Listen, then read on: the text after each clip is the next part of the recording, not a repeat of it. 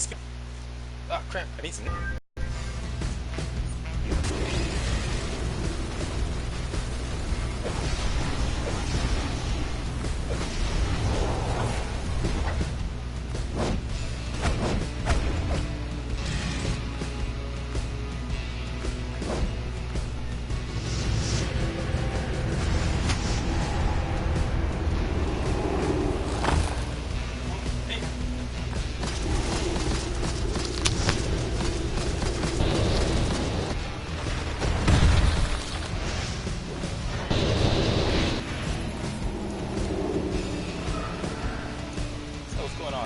Damn, there's a whole lot of Christians.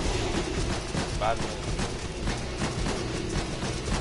Girl are objects that talk. Lol. That's 50. Yeah. You are here again. Lol.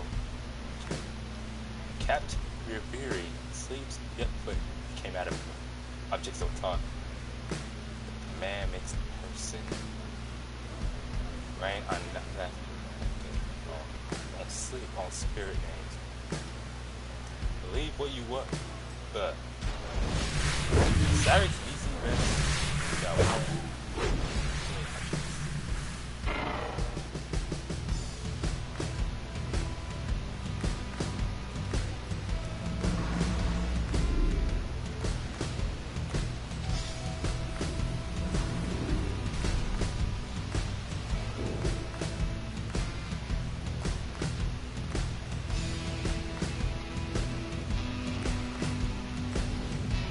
Yo, some crazy shit going on in the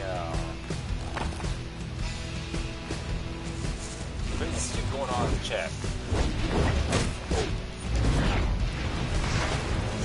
And again, there's almost always something going on around here.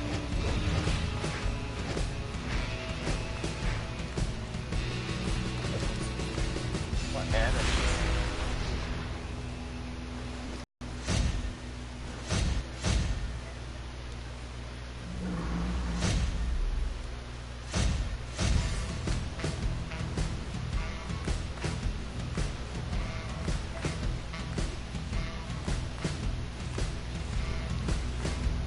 I don't know why, but it seems like there's always something going on in this particular club.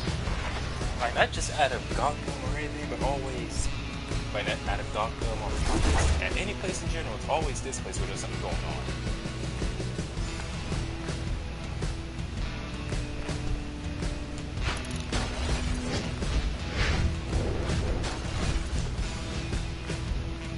I think get that hit before it gets too crazy. Hi, I'm Booster Gold, and this is the Booster Gold Exploration Adventure Series. In this adventure, we return to Gotham's notorious East End to discover its rich history and hopefully avoid being mugged.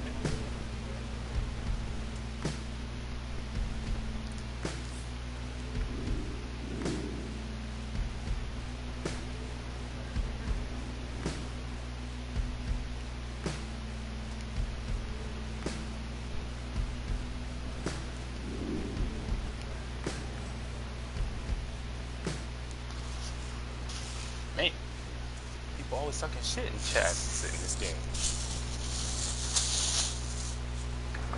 I just can't remember if it's mostly the hero or villain side.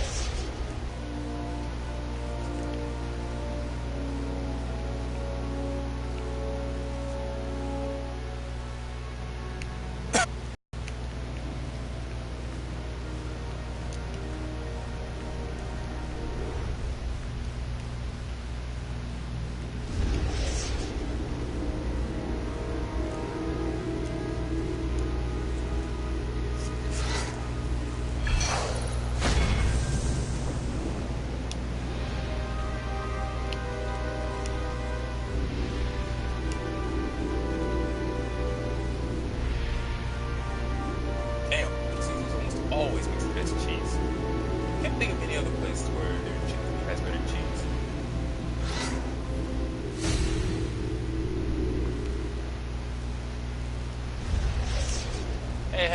who's this wannabe fake Australian in my chat? No, I mean Canadian. Fuck. Way to go, Flip. You made me mess up on my own joke.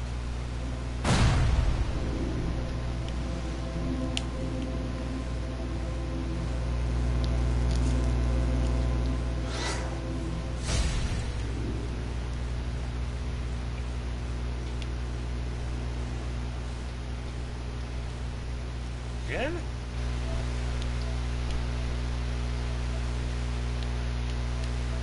It's ridiculous. Is this any better?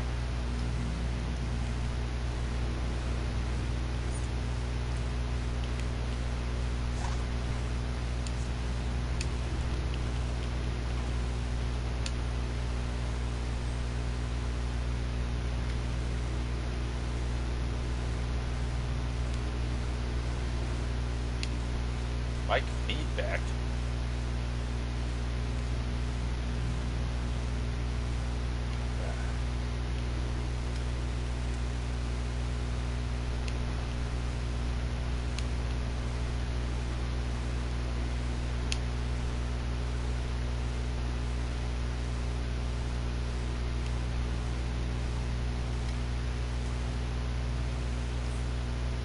Oh, there's something I can do.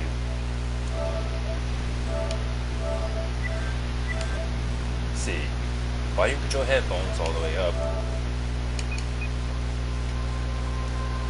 Is this too loud?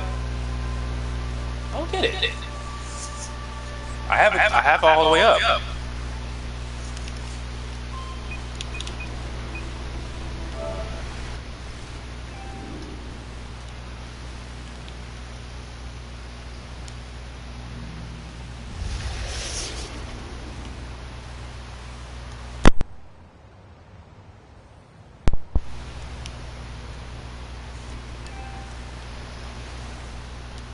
I don't know why, but for some reason the audio just seems very inconsistent for some reason.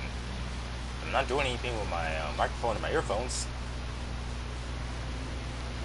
Hey, what was that?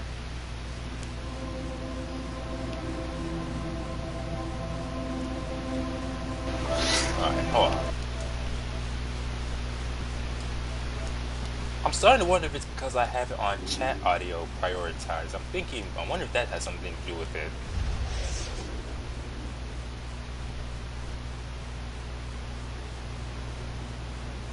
Well, no, usually that's supposed to affect what I can hear. It's not supposed to affect Gotham's East what my End audience can was hear. once one of the wealthiest areas of the city, but it is now a sad monument to that distant past.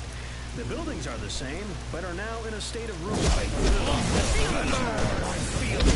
who guard their own life dare to walk these crime-ridden streets.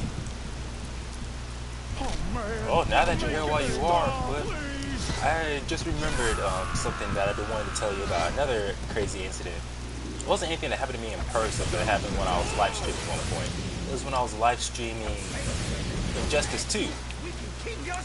Some random person, so-called the YouTube police, like that was what they called themselves, the YouTube police. If I remember, it had the rights or copyright logo either right after or right before it. And apparently they claimed to be the YouTube police. Now somehow my live stream was in direct violation. They said that somehow they have, I don't know, what was it that they have not a YouTube account, a Twitter account where anytime I upload anything or start streaming, they get notified on Twitter, which I found weird because I'm like, but how's that possible when I don't have a Twitter account? Like, from the very beginning, I figured this was just someone trying to mess with me, some kind of weird troll. But no, apparently they were trying way too hard to be serious. Like, I went to their channel, and of course they only had like one video, and that one video was them claiming, it wasn't even them talking, it was some automated voice talking about how they are the YouTube police and they need to get rid of people trying to do sub for sub because it's a terrible thing and how it's ruining YouTube. And I'm like, This yeah, is Silver the Sub Cape is very Carmine annoying and Lighthouse, irritating a to beacon deal of with, light but I in don't the know how it's midst of necessarily gloomy ruining waters. YouTube. The lighthouse is a well-known And the landmark funny in part Gotham, was though few that have after that ever stepped long foot old inside. message about I Silver suggested Sub and that they how it's convert ruining the light YouTube, into why a they need booster to gold work together signal, but to they find weren't anyone interested. who's doing that to stop it.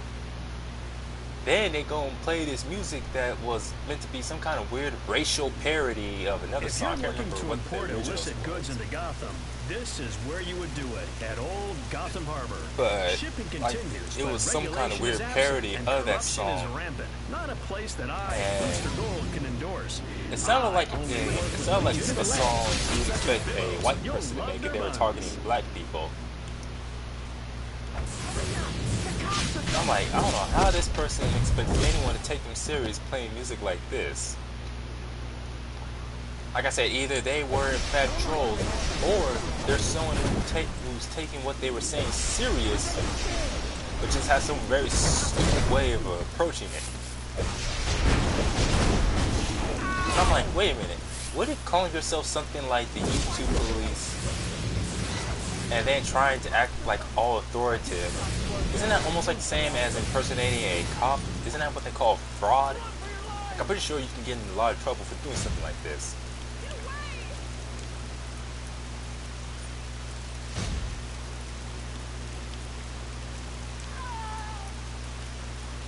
I gotta say, man, the ever-growing number of trolls who are just terrible at what they do.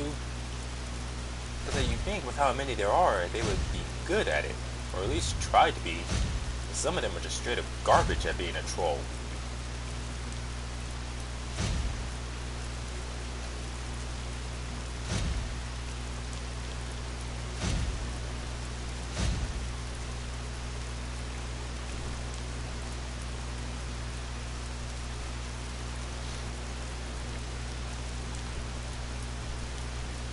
Yeah, because if I remember, I don't think you can even get in trouble with YouTube by doing sub-for-sub.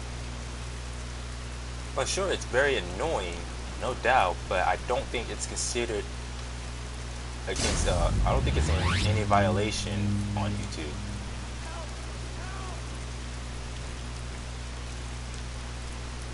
Come to my channel trying to do that sub-for-sub shit, but like I said, pretending to be some authoritative group that has to say anything on YouTube, I'm pretty sure that's illegal.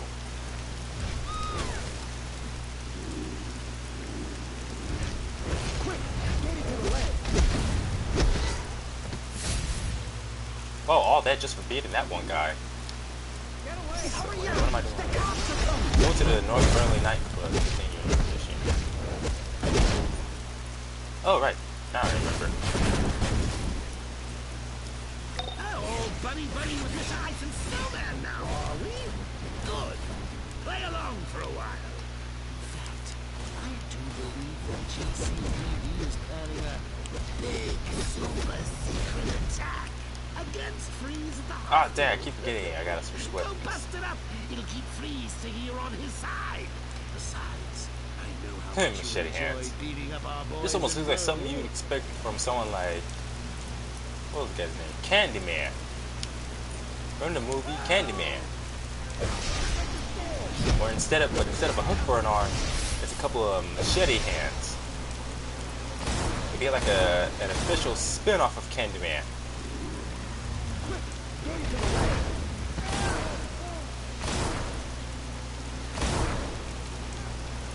Wait, what? Hold on a second, let me see what's going on.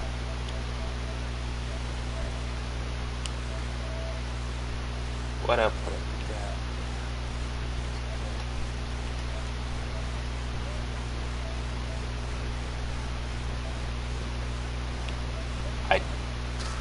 I just got auto blocked because I used the S for S.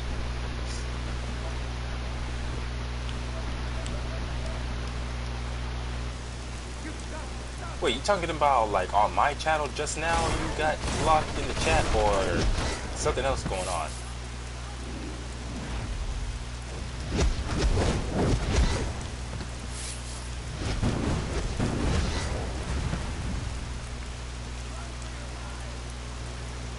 Hey, why is everyone running?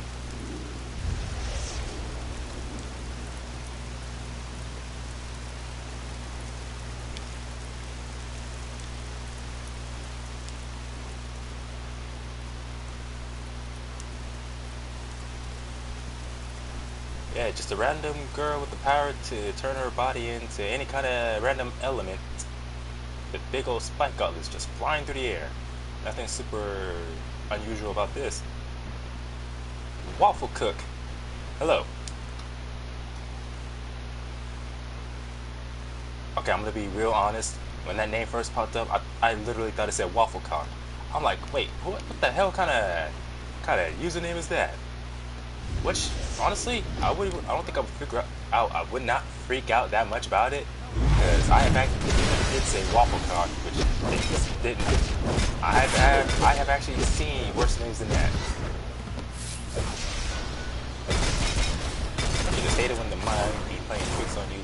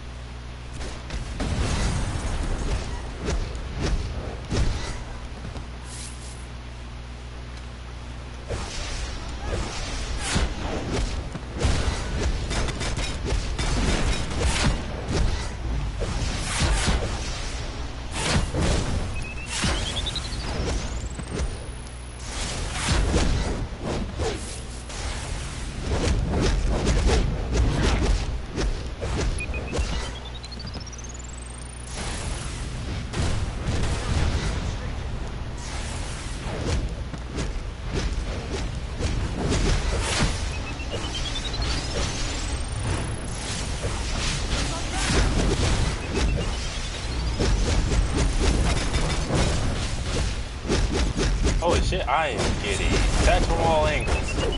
I do not like this. Hey, where are my health items? Wait, Flip, are you still there? Why should the fun end here? The SCU has Freeze's men pinned down in jewelry stores just nearby. What say we spring the poor slobs and lure the SCU into our ambush? It's win-win!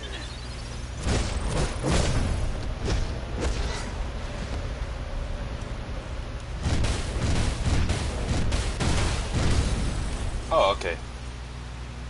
She was talking about you got auto blocked or something. I was all like, wait, did you get cut off the chat or something?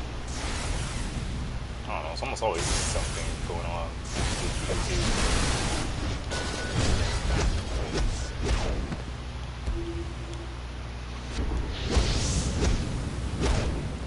YouTube. Really now, I'm gonna use a flamethrower against them.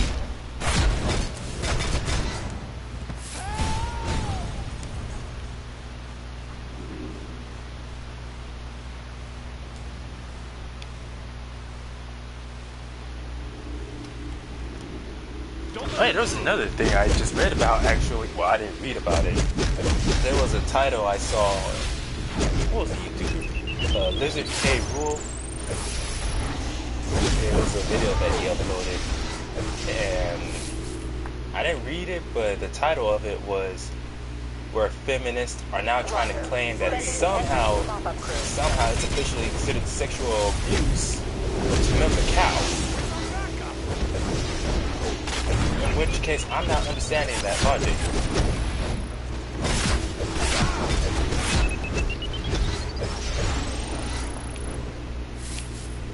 Oh yeah, it won't let you. Oh, it won't let you post that. That's because I had those words officially blocked on my channel because I'm sick of people coming over to my channel trying to do stuff for stuff. So like I figured the best thing to do is just block those specific words so that they can't try to do stuff for stuff.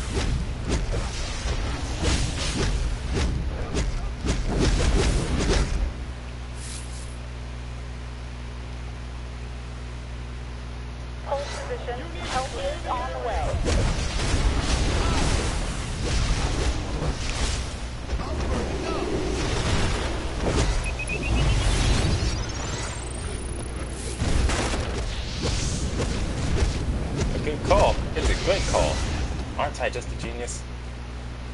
Swabby Slays. Hello.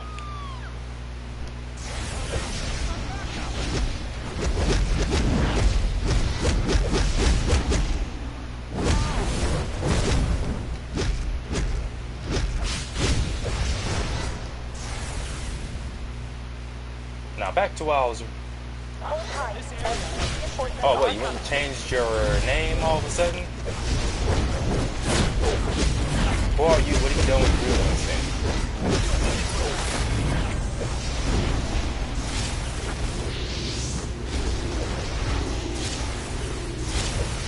Yeah, stop blocking. Aren't you the devious little psychopath? Springing Freeze's men, beating on cops? After that little act, Mr. Freeze must think you're his new best friend.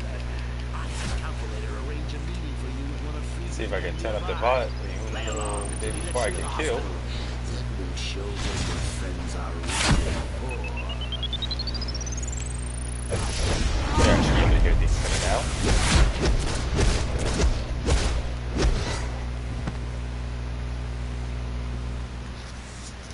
Talk to Freeze's agent on Mercy Hospital.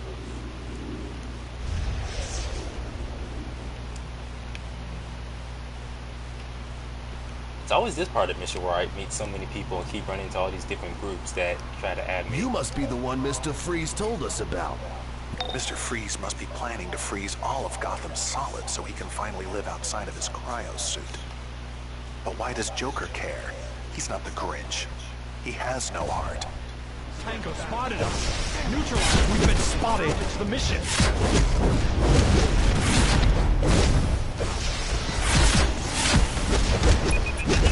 Where's our backup?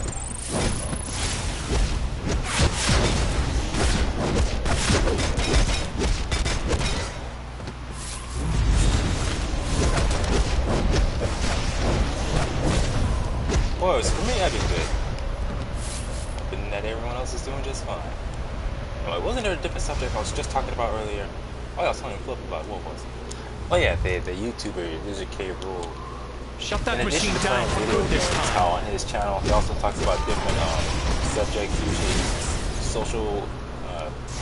Like he does a little bit of his own social commentary on whatever's going on. And I didn't watch that video yet, but it was some video that he uploaded recently, like a few hours ago, titled "Feminists Claim It's Sexual Abuse of a Cow," or it said something like that, which honestly does not surprise me. Feminists make all kinds of stupid claims nowadays. I'm just wondering where the heck they get the idea where somehow sexual abuse of a cow. I mean, isn't that where America gets a majority of its milk? It's like, sure, mammals in general produce milk, so if it's a mammal, I guess you can milk it. I know some people get their milk from goats, but for the most part, majority it's usually from cows. So I'm wondering why exactly feminists think it's a good idea to try to make it illegal to milk a cow just because they want to act like somehow it's sexual abuse, just because it's a female.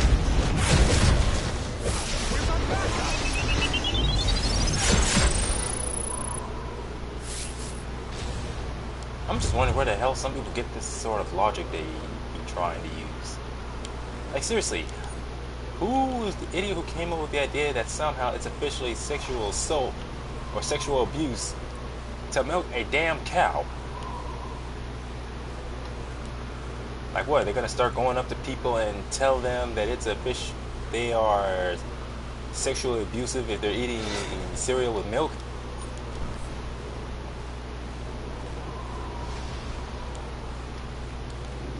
Oh well then, Swabby, let's hope you had a good visit. I'm on it.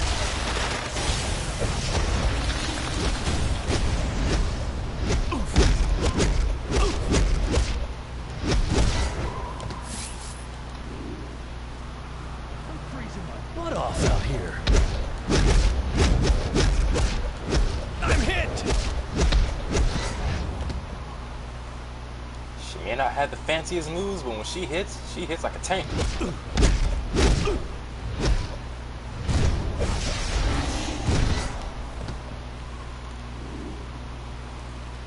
1199, request assistance. Man down.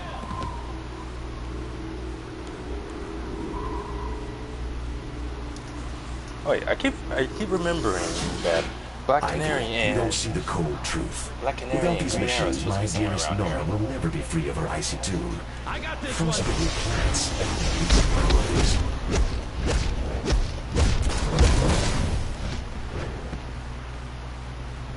You Yeah, make but me it's want like- to scream.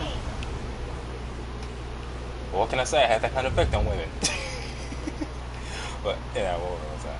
Oh yeah, I'm like, how is it a cause or even a good cause talking about somehow sexual abuse for milking a cow? Like you're not doing anything else to it. Like that's just a farmer doing their job of milking a cow. Like cows are supposed to be milked. Cause isn't it considered bad for their health if they don't get milked? I don't really fully understand the anatomy of cows, but seriously, how the heck? Freezes machines react to How me. the heck does it, like, how do you even get offended if someone's just milking a cow? Nothing else. They're not doing anything else to the cow. They're just milking it. If that's literally all that person is doing, there is no, yeah, I guess so.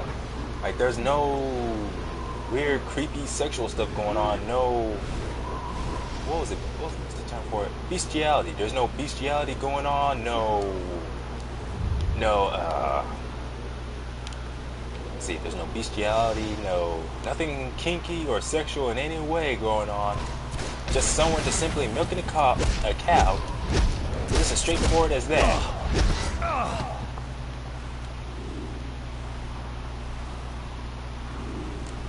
Oh, just about how apparently there's some just talking about how there's some feminists out there trying to make it against the law, make it where somehow milking a cow is considered sexual abuse. And I'm still just wondering where the fuck is the logic in that? There's just none. No good logic at least.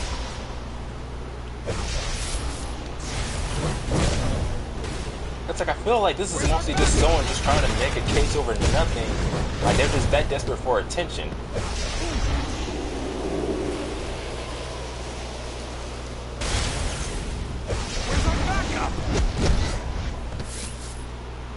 How's that for backup, bitch?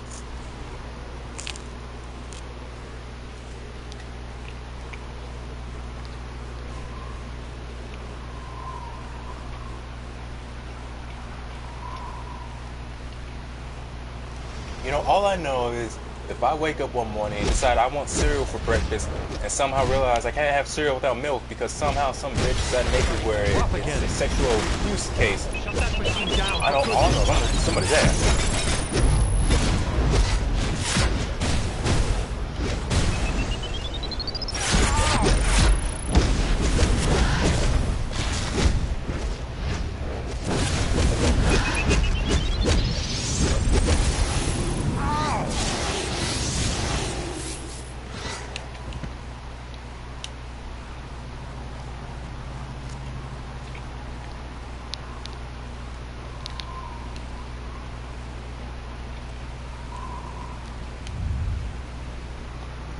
This is the police.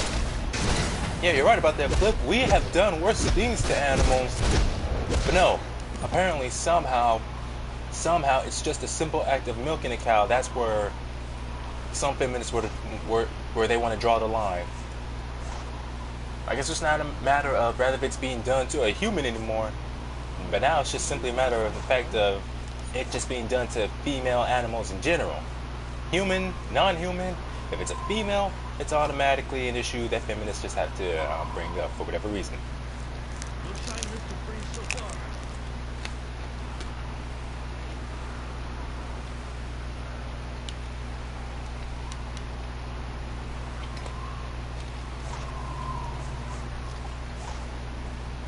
It was like some of them are just like, screw logic or any logic that makes sense to anyone else. If it makes sense to us, no matter how ridiculous it may sound, it's fine with us. Let's see, 1, 2, 3, 4.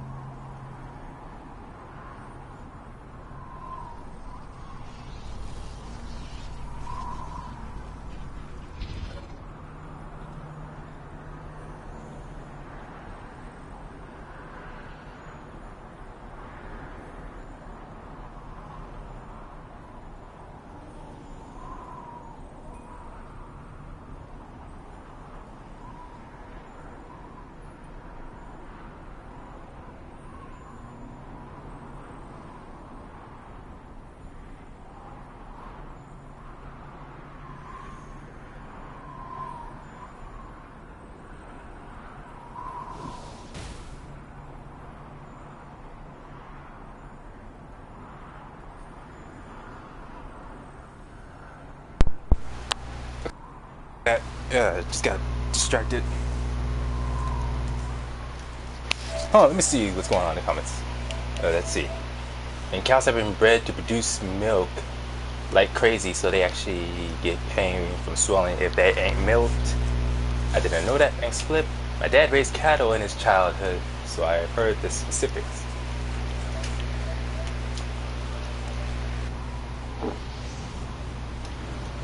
Yeah, I remember reading about something like that, I think a long time ago. It was either I read that or I was told that, where cows need to be milked because otherwise their udders would swell and it would cause pain for them.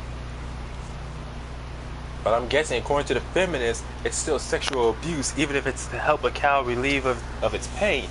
But no, apparently cows just have to stay in pain because otherwise it's sexual abuse. Like, I'm thinking whoever it is going around coming up with this idea,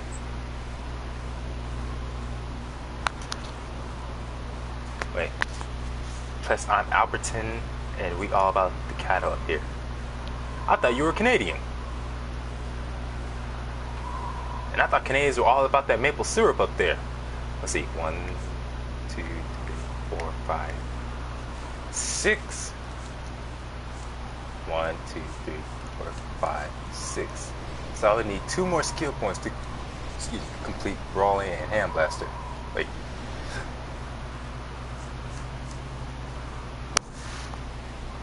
No, wait, this is Hand Blaster. Brawling. No, I have enough.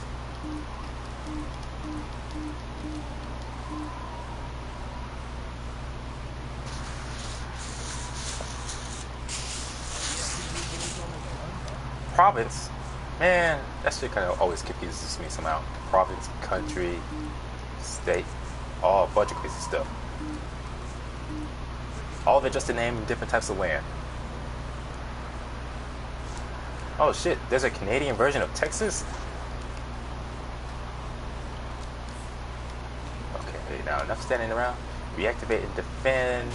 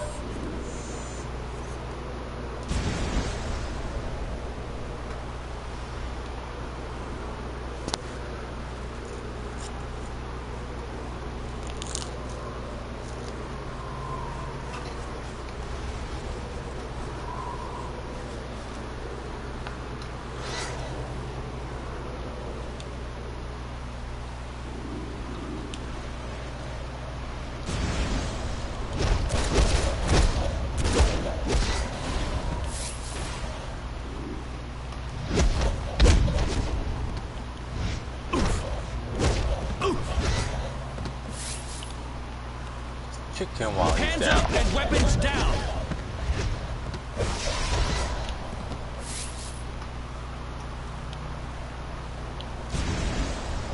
I'm hit. No sign of Mr. Freeze so far.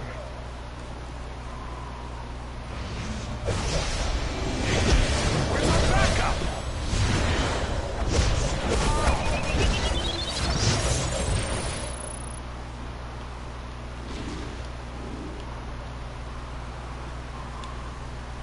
Y'all have a lot of oil.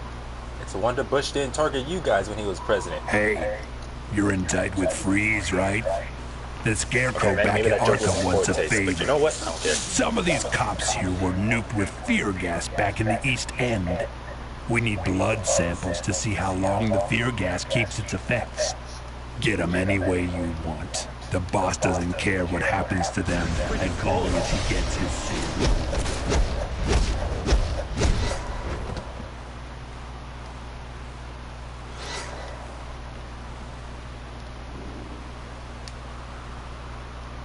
We're compromised. Compromise? Man, you're doing it right outside where I can easily see. You can't talk about your position being compromised when you're doing it right out in public where people can see you. Hey, maybe I should switch the abilities around.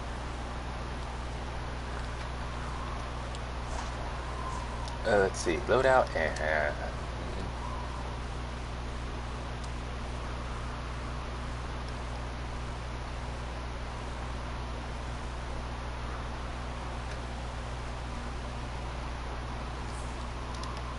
what the heck?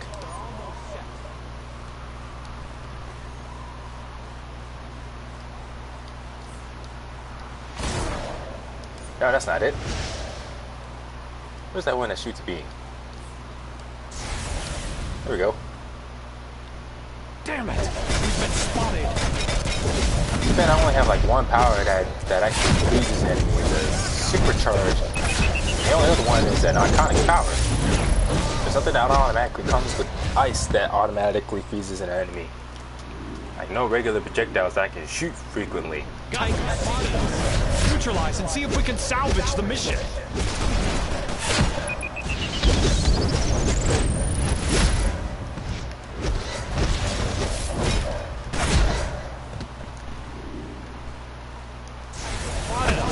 Neutralize and see if we can salvage the mission.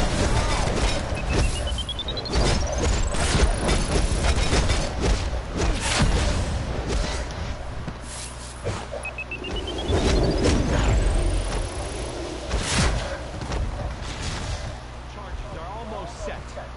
We're compromised. We're the backup.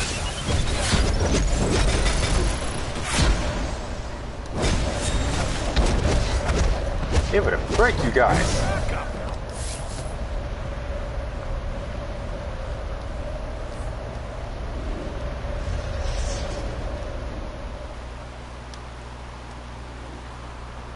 Man, wouldn't that suck if you had a character like Karana in DC where she could transform her body into any kind of natural element, but she chooses mostly ice. Like you would want to see them transform into any other element other than whatever signature element they have. Now you have But they just stick to that one element. Hospital and do something to Mr. Freeze as he attempts to turn all of Gotham into a winter wonderland with our stolen diamonds. I wish the Joker'd let me in on this joke. Oh well, don't mind me. I just work here. Now, what was I saying about Karana? Yeah, all that stuff I just said about her just now. So many different things you can turn yourself into, but you only choose one thing almost all the time. Kind of like with Firestorm, where he can control molecules and use that molecular control to create almost any kind of substance from almost nothing. But yet, most of the time, he usually just uses fire, especially in Injustice 2. Here we are, the Promised Land. Mr. Freeze's ice chamber inside Gotham Chamber. Now, here's the plan. Mr. Freeze has been working on his cryotech for ages. Wants to resurrect the sick wife he's got stored in a giant ice cube or something. Well, wifey will have to wait. I need that deep freeze for some of the more alive ingredients of my new Joker toxin. I need you to get in there. Man, these ice cubes don't break easily. Information from the main cold core. Thanks. You're a real pal.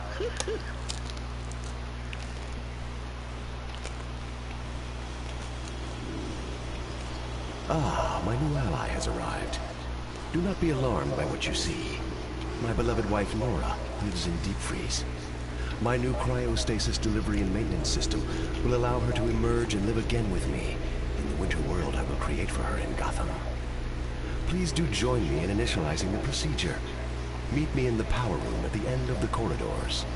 Light smokes with his head. Yeah, that doesn't sound creepy.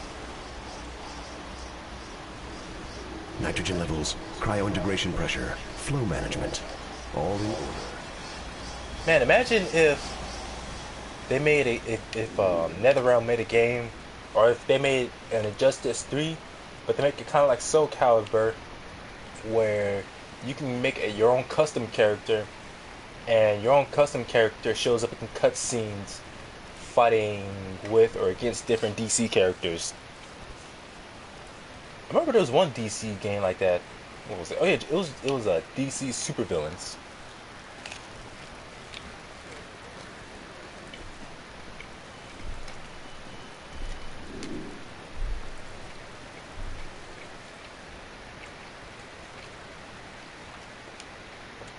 but Deadpool's a psychotic. He's Now psychotic, upload the deranged, data to a whole me. bunch of other stuff associated Freeze with crazy says you'll people. be an ice sculpture. His good nature only goes so far.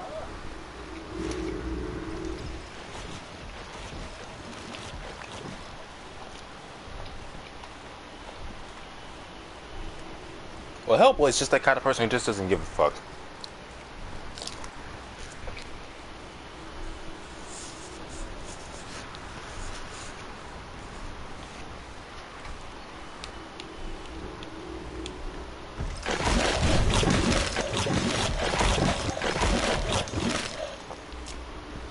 This dude's got one hell of an appetite. Can't break that machine. Cold cut. I don't trust these scum any further than you can throw them. Keep watch over DFC man. and watch for a double cross. Man, I just really love the crust from, or I don't love, but I really enjoy the crust from Little Caesars. Almost tastes like I'm eating like that bread off of those breadsticks. It's always very good. So, whoops, did I do that?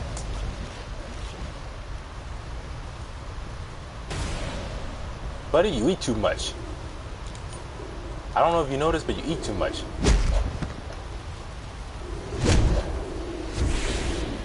Gonna knock you out cold. There it is. You making me Oh, hungry. right, for whatever stupid Stay reason, I can't switch still. my powers while in the middle of a fight.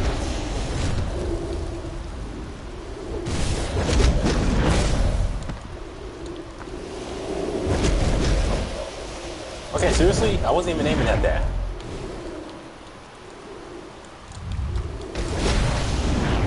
We need some health items. Cold tummy will feel good.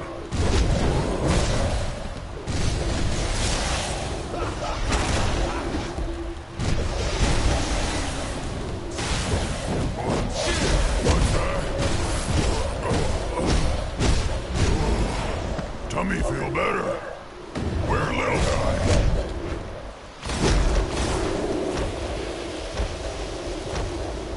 Remember, Flip, comic books. If it's fiction, it ain't gotta make sense. Just like magic. It's just gotta look fancy. Excuse me.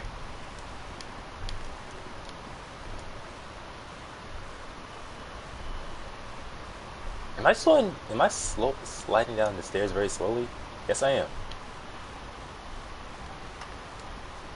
Good thing my girl Karana here, with her power to control her own molecules and turn into any kind of element, is not affected by the ice.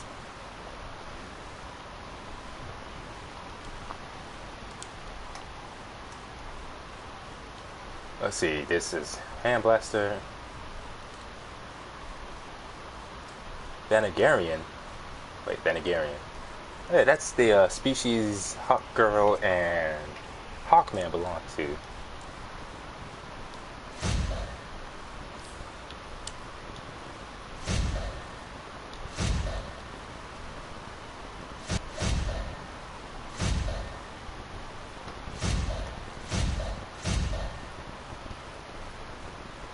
Vicky Fail bylines.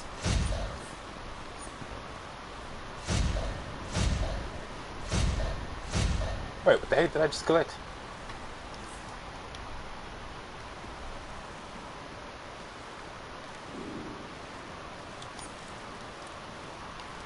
Yeah, because you know, most comic book writers, they don't care if it makes sense or not. All they care about is if it's selling money. Or not selling money. If it's selling comics. Because they know someone out there is gonna believe it. Either that, or they know most people don't believe it, and all they care about is if it just looks good.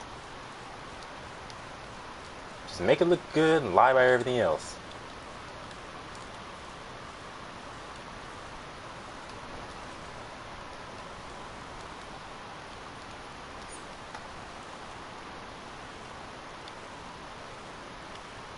Wait, did I turn the music off? Yeah, I did.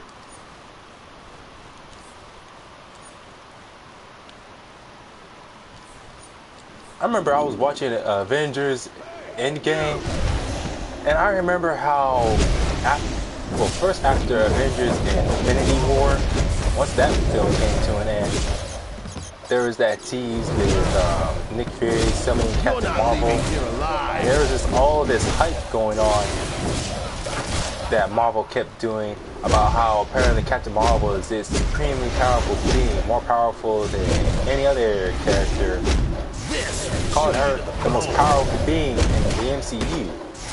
Like, not the most powerful hero, or one of the most powerful heroes, but the most powerful being, as in there's no one else in the entire MCU more powerful than her, apparently, according to the people who run the MCU. And yet, come Avengers Infinity War, she hardly does anything significant.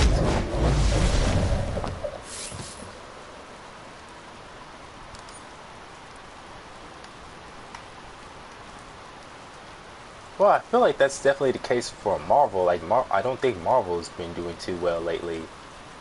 But the comic book industry in general, I don't know.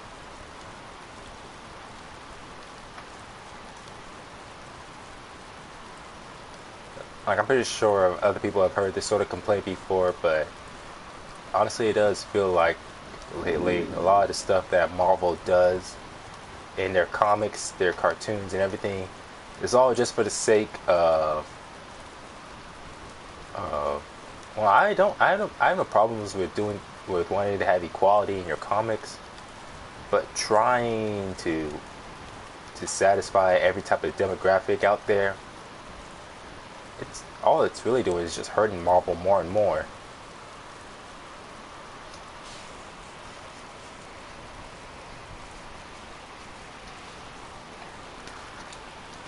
Yeah, the characters within the MCU, no one says anything about her being the most powerful being. But like I said, I remember it was one of the top dogs that runs the MCU said so. And I still feel like even though he may have said so, I feel like he didn't actually mean it. And that was just him, just like I said, trying to hype up the character to get fans excited. Which, like I said, just made it seem all the much more a waste. Where come Avengers and Endgame, she hardly does anything significant. Like, all she does is go down there and act all arrogant, acting like she alone can solve all the problems. Talk about, I'm gonna go down there, I'm gonna kill Thanos, and I'm gonna get back the Infinity Gauntlet from him. And I'm like, all by yourself? And of course, there were plenty of people in the comment section where, what video was it? Oh yeah, when she had that very, very brief fight against Thanos.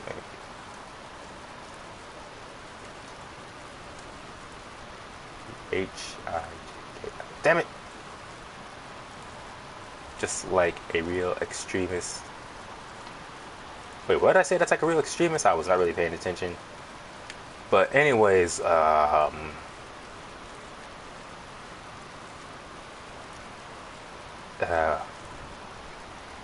just remember how she was just so arrogant throughout most of the movie, acting like she could just solve everyone else's problem, about going down there and defeating Thanos all by herself, and somehow she was gonna be the one to save the day. And like I said, some of the higher ups working on the MCU kept trying to hype her up as if she was going to be the one the Avengers needed to help save the day. And honestly, I'm glad she wasn't. I was really hoping that the way they defeat Thanos, it wasn't going to involve like somehow her doing all the work. I didn't want it to be where it's just her, like somehow her alone is what makes the difference between them defeating Thanos or whatever else ends up happening. Captain Marvel's overconfidence, just like a real extremist. Oh yeah, and not to mention how much of a I don't know about feminist, but definitely how much of a sort of SJW her actor Brie Larson was being. Because I remember it said that it got to the point where even some of the actors who were working on the films, some of her co-stars didn't really like being around her.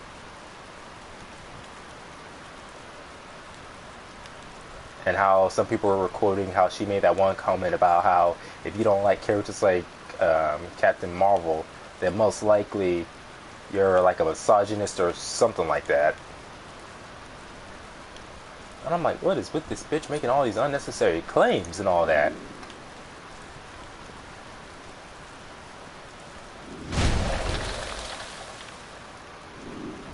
What is this? The procedure is failing. Nora? And like I said, somehow just claiming Captain Marvel is the most powerful being, even though both in her movie and Avengers Endgame, she doesn't really do anything that really portrays that. A lot of the stuff she's done, like the kind of damage that she's capable of, you see plenty of characters like Hulk and Thor are definitely capable of it, if not more.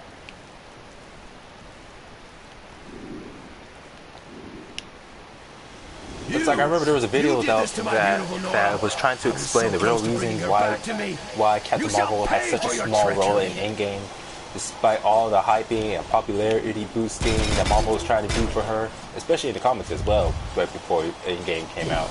Before Endgame and before Captain Marvel both came out, it was said that the reason why she had such a small role in Endgame, it was because they had filmed her scenes in Endgame first, and then they filmed Captain Marvel. Like they said, they didn't really have much of a personality or a story arc for her to work with. And that's why when it came to Avengers Endgame, they filmed it first before Captain Marvel. That's why she didn't have much of a role in Endgame. The main laboratory has been sabotaged. Move in now. And honestly, I'm not saying that this is true, but I wouldn't be surprised if it turns out they were just making all that up to cover their own tracks. You'll pay for that. When I initially saw that she had very little screen time, like she literally has a total of 3 minutes and 58 seconds total in Endgame. That's less screen time than what freaking Godzilla got in his movie. Even though people complain about how in Godzilla King of the Monsters, how little screen time he gets.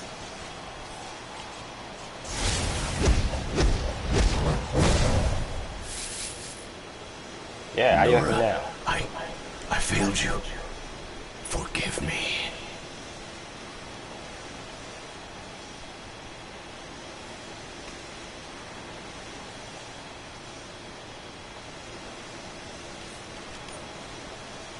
Yeah, good luck with that.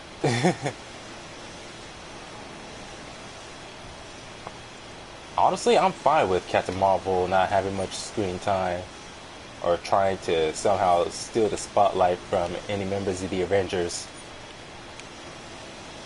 Because to me, that would have been just very insulting after all the stuff they go through. Like everything they went through, everything they lost, only for her to be the one who takes the final victory against Thanos. I would have been all like, hell no. Like if anything, it was definitely between Thor and Iron Man who really should get the final kill against Thanos. And they definitely gave it to Iron Man. So definitely, he really deserved it. And they did it in a way where it's just complete irony. Like Thanos goes through all the trouble of collecting the Infinity Stones and snaps every half of the universe away, only for the big old snap to happen to him. And diamonds intact. Like I said, irony. Best friend, but friends are overrated, as Mr. Freeze has just learned. Ah, well, we'll have plenty of time to brood over it when the SCU busts in to take him to Arkham. Where exactly did that idea even come from? Toxin over ice will finally be a reality. I call that. Seriously, that's such a weird idea. I don't know where people got that. And if I remember, I read somewhere that some people were actually mad that didn't happen. And I'm like, that just sounds more like a bunch of people just being very, very kinky. Oh, it came from Reddit. That makes sense actually. That explains a whole lot.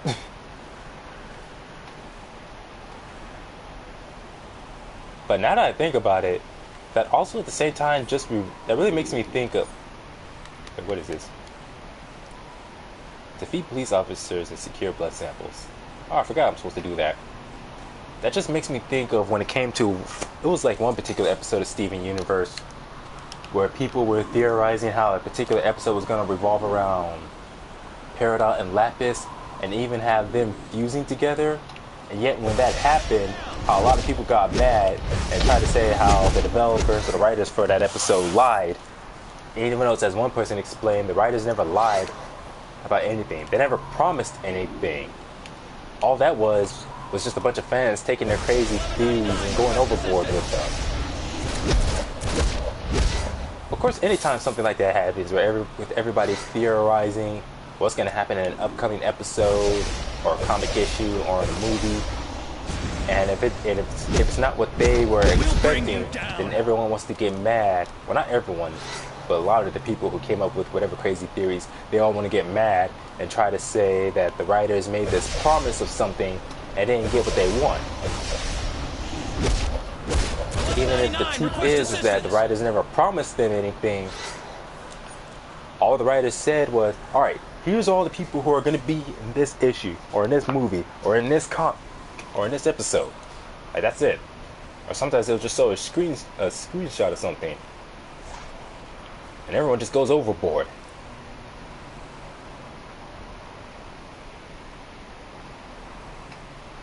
And Infinity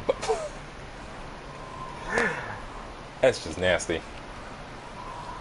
Honestly, an idea like that is so ridiculous. I don't think even Marvel would try to do something like that, despite all the funny moments they put in their movies.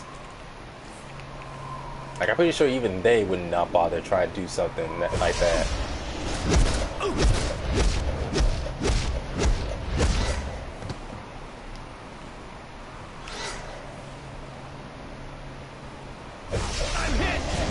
Yeah, I figured that was your point.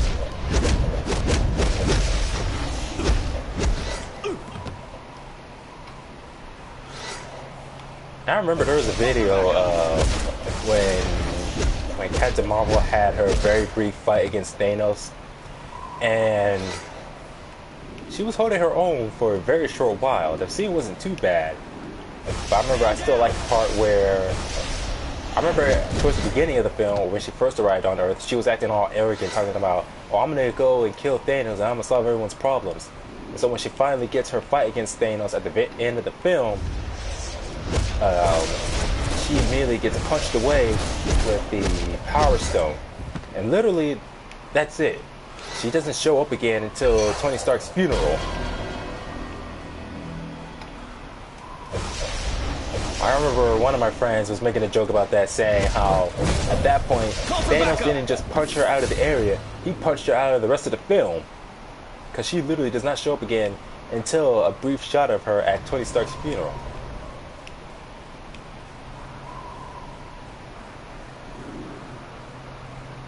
And I remember there was some idiot in the comment section where, like, anytime someone said how they were glad that Thanos did that,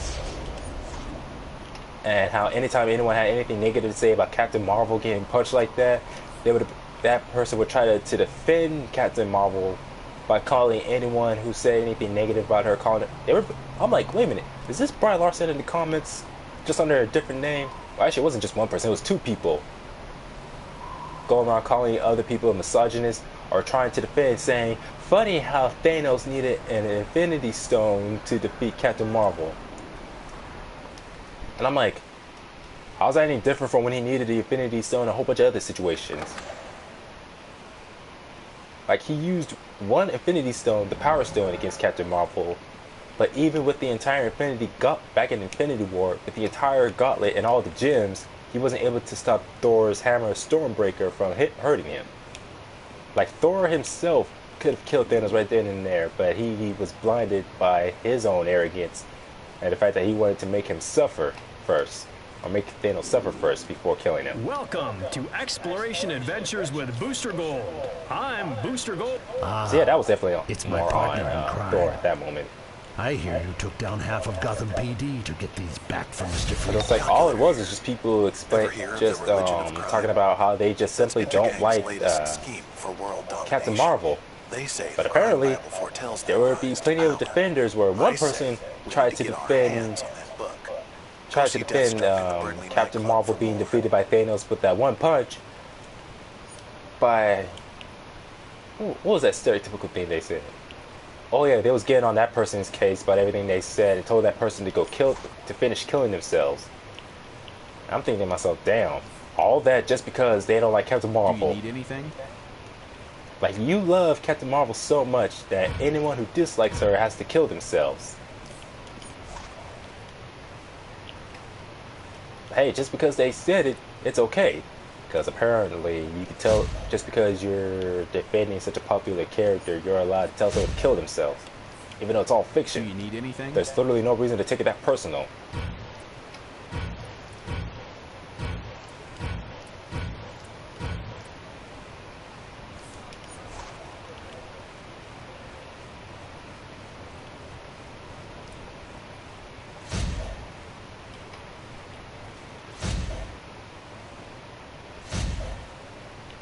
So sell blue one. Do you need anything? Okay, I can't sell the blue one.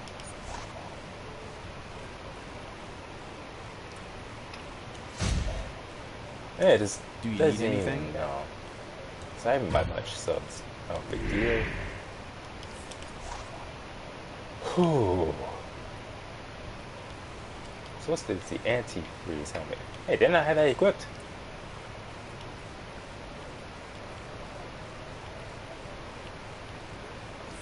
Is that a different piece that said anti-freeze?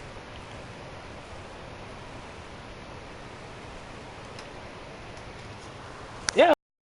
Thing that people were saying that's why they liked who was it? Not Captain Marvel, but Scarlet Witch. Not Scarlett Johansson's character. Can't remember who the woman was. The woman who played the Scarlet Witch.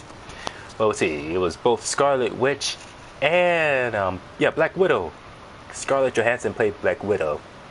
Honestly, the fact that Black Widow didn't get to be there in the final battle was such bullshit. I'm like, out of all the people for them to kill off before the final battle, you had to do that to one of the more well-loved, well-deserved characters in the whole movie. Like, why did it have to be freaking Black Widow? Like, I understand Avengers Endgame was going to be the last movie a lot of the actors were going to participate in, but still, Black Widow? Come on now.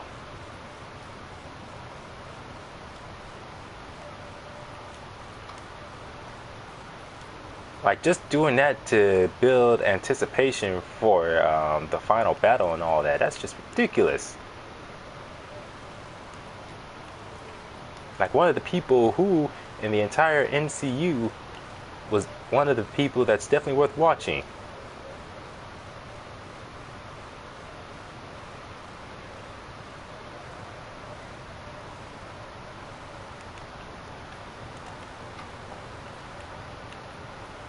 I know, especially in what films was it? Films like in Captain America and wait, where did she first appear? It was in Iron Man. Definitely in Captain America and Iron Man. Those two definitely owe so much to her. Not to mention, she was such an important character. Like, she really connected very well with others, like Bruce Banner at times. And who was the other one? Hawkeye.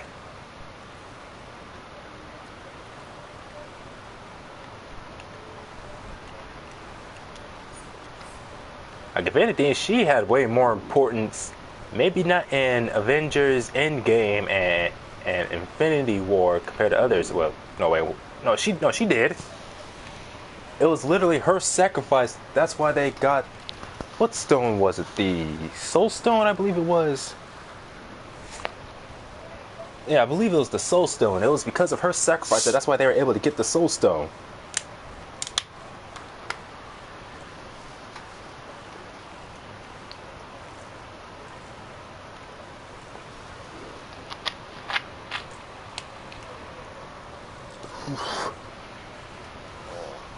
Soul for a soul. Damn.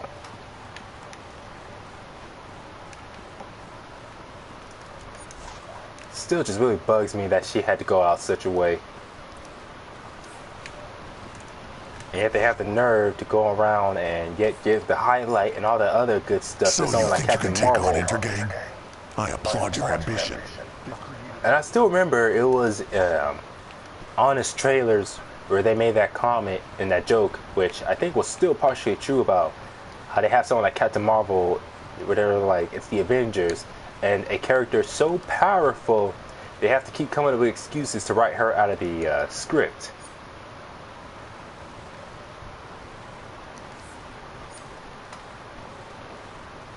Yeah, I can almost bet you my girl Karana here could have played an important role in Avengers Endgame and Infinity War, but without being a total prick to everyone around her. Yeah, it's been much of a claim, but I don't know. Excuse me.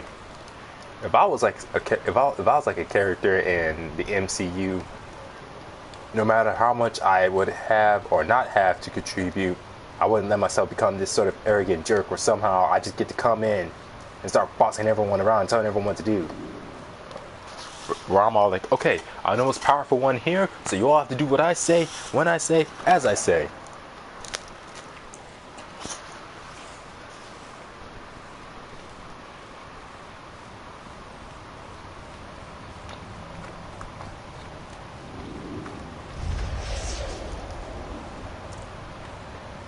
Yeah, definitely, because unlike Captain Marvel with the Phoenix, as long as Jean Grey's connected to the Phoenix, or anyone who's connected to the Phoenix, can literally just die at any moment, but still come back to life the next moment. An endless cycle of death and rebirth. As a Gotham University student. Well, not those doors. Fort Hall will end up being rebuilt a few times in the coming centuries.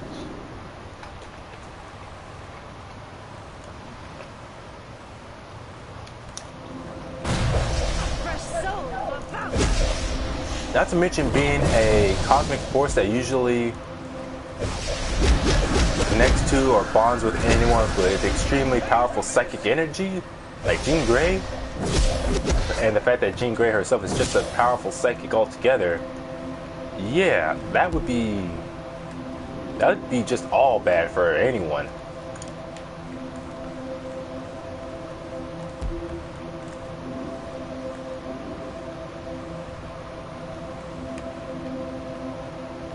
I can't reach it because of that stupid obelisk. I'm gonna have to come back for it later.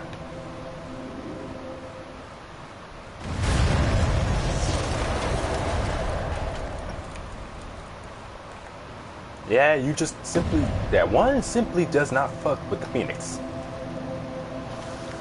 Especially Dark Phoenix.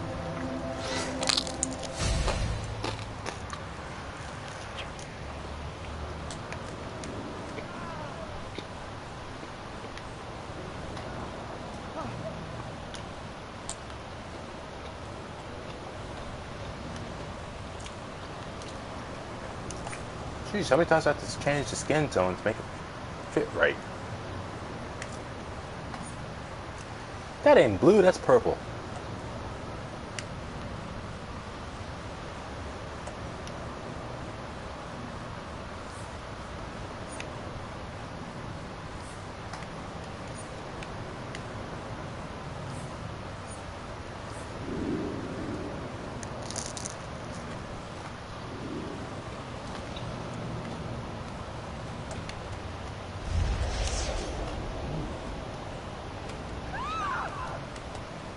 Gotham University's Rotunda Square. This beautiful domed pavilion that centers the square was donated anonymously by a wealthy Gotham University alumnus. This, in my opinion, shows the true value of a good education. Kind of makes me wish I, Booster Gold, had graduated from Gotham Wait, out of University all instead of the being X-Men expelled. films, the only one you liked was Let's Logan? move on.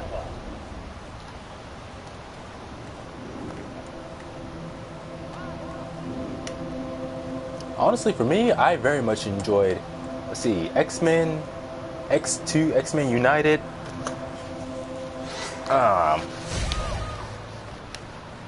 X-Men Origins Wolverine, and I'm probably one of the very few people who enjoyed that movie. Looking out over the river, this peaceful park. For me, it's only what they did to Deadpool at the end. Elegant fountains and articulate stonework perfectly balance the natural beauty of Let's the see. riverside view. To me, it's what they did to Deadpool in X-Men Origins Wolverine. I really do not like. I just can't stand it. Special at your side. Excuse me.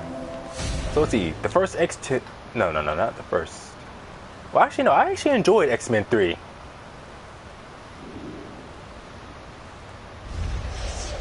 Yeah, I can understand that. I enjoyed X-Men 3, The Last Stand, actually. And like I said, I'm one of the very few who do. So the first 3 X-Men films, X-Men Origins Wolverine, and let's see, what movies from the X-Men did I not enjoy? Let's see, it's mainly let's see, Deadpool 2 for the most part, and what X-Men movie was it? Oh yeah, X-Men First Class.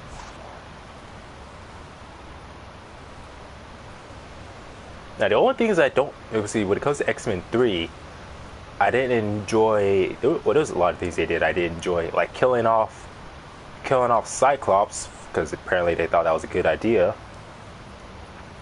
So it was the killing off of Cyclops. Wait, North Friendly Nightclub.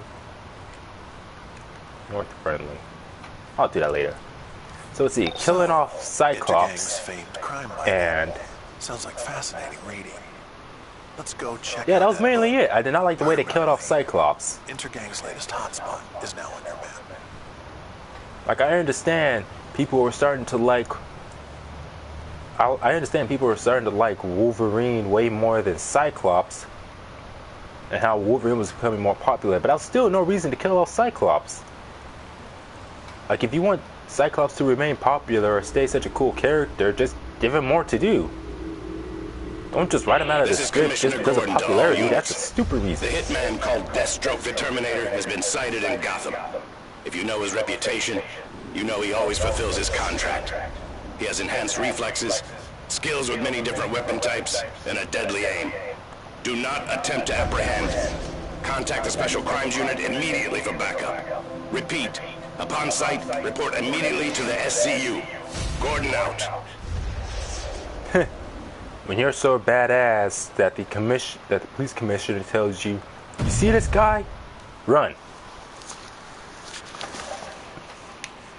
Yeah, that is true. Even in comics. It's like, man, whether if it's in comics or in movies or even in animated shows, he cannot seem to get the love he deserves. Well, Cyclops.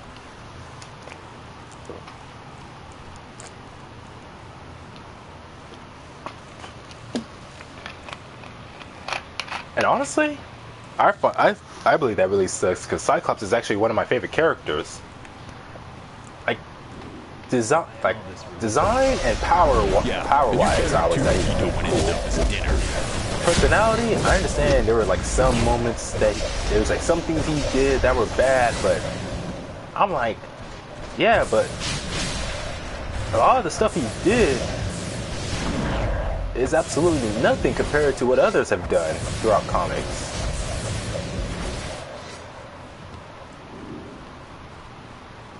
Hear something? You're hearing things. Yeah, true.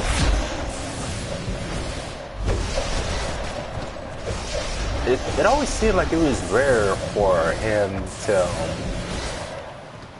like, whenever it came to the X-Men going on missions and they needed him there to be the leader that he had to be. Like, he had his good moments, but it was like, I think mostly in his downtime that definitely, like, as a leader, I don't think he was too bad. But as a teacher and just a person overall, yeah, he was pretty bad at times. Chapter 8. And somehow I was still able to like him, flaws and all. By deceit, I was always hoping, just hoping, from the illusion they wouldn't give up on him and let him be able to change for the better. First lesson of blood. And yet, no matter what, They keep making him seem like the bad guy, all just because of how popular other characters like Wolverine are. It's like, if anything, someone like Wolverine being more popular is no reason to make someone like Cyclops this sort of just this asshole that everyone would love to hate. Like, don't go diminishing one character just because the other happens to be more popular.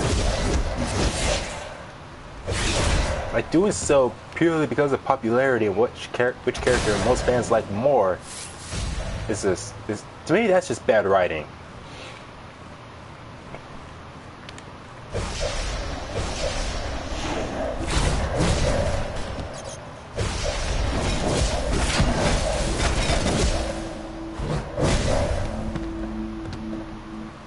No one interferes with Intergang and lives. It is written. Get 'em, boys! Yeah, for whatever reason, Marvel just kept on turning it up to 11 and making it worse and worse as time went on.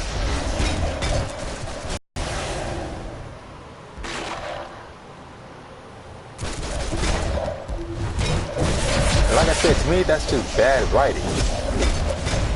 When all you keep doing is just making up more and more reasons for this person to be the sort of asshole that they are.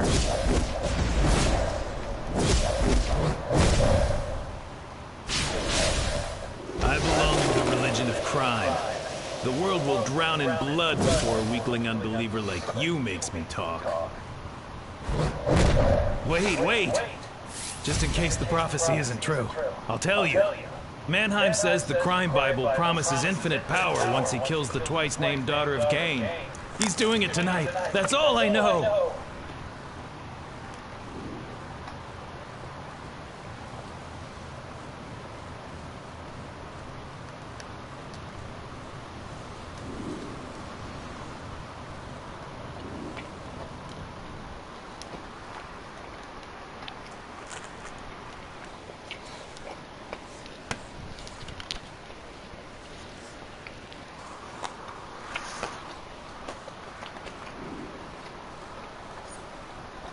Well, that was informative. So, the crime Bible promises infinite power. Sounds good to me. Let's see if we can track down this big bad book. Yeah, definitely. Like, characters starting off good but ending up bad for whatever reason. That's how I still feel about Captain Marvel. Like, to me, she was much better off as Miss Marvel before she became Captain Marvel. Like, when she was Miss Marvel, she was a lot more. It seemed like she was just easier to work with, like the characters, or not characters, the other people she would team up with or work with throughout Marvel history. But it's like the moment she became Captain Marvel, she just seemed to somehow transform into this arrogant, overconfident, unlikable asshole. Even before Brian Larson portrayed her in Captain Marvel and Avengers Endgame. Like, even before those two movies in the comics, Captain Marvel was just becoming more and more unlikable, to the point where the current Miss Marvel, Kamala Khan, like, is it Kamala or Kamala? No, I think it's Kamala Khan, the Inhuman, or the human who got her powers from inhaling the Inhuman Terrigen Mist. However that storyline went. Even she, when she finally met Captain Marvel, because Kamala, before she became Miss Marvel, she idolized Carol Danvers, or Captain Marvel. But when she finally met her and saw what she was really like, saw Captain Marvel for what she truly was, she was quite disappointed. And I remember she said so herself. She said so and explained how she used to look up to her so much.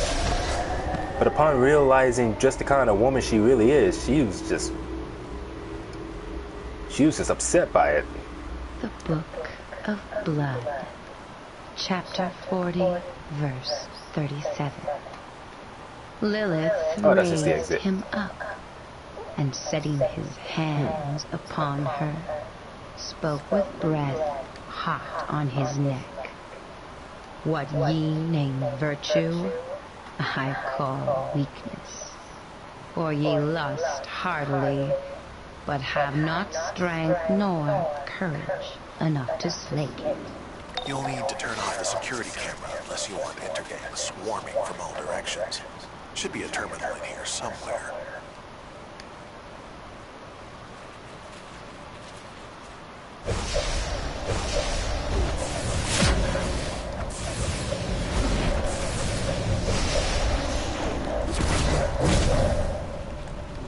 I got ice and energy blast. Fear me. Man, look how tall that guy is. What?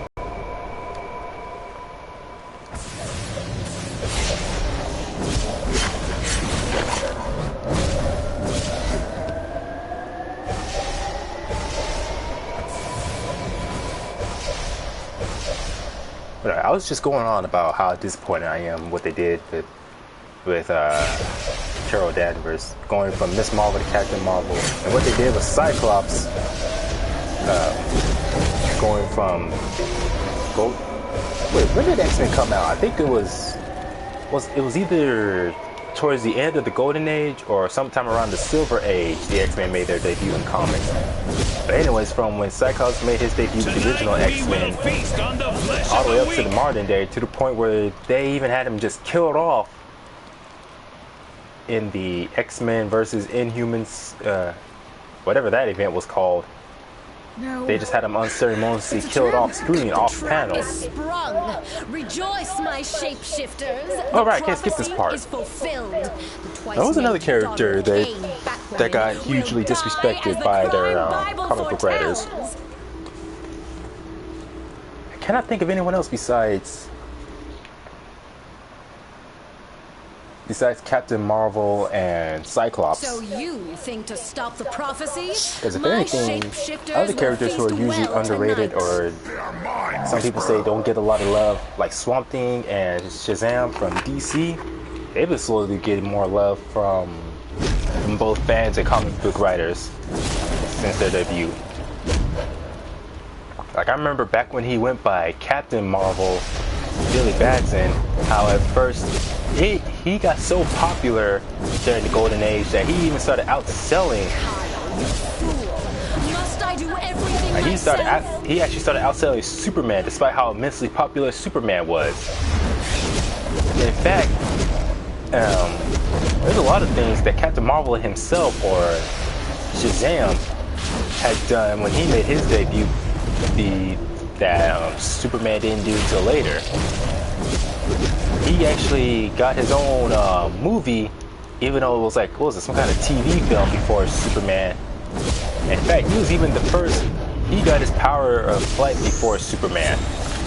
Because originally Superman got around by just jumping long distances. So it wasn't until after Captain Marvel came out that Superman was drawn flying. Even though Captain Marvel did so first.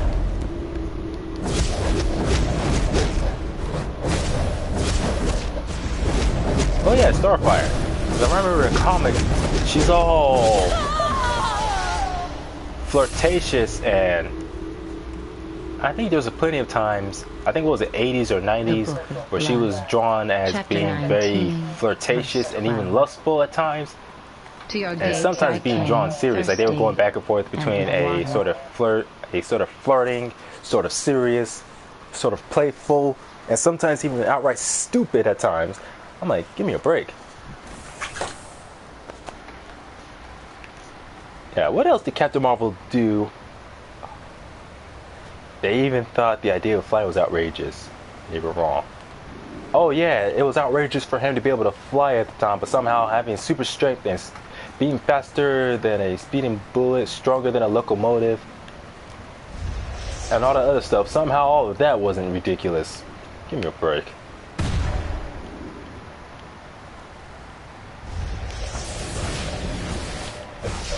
It's like one critic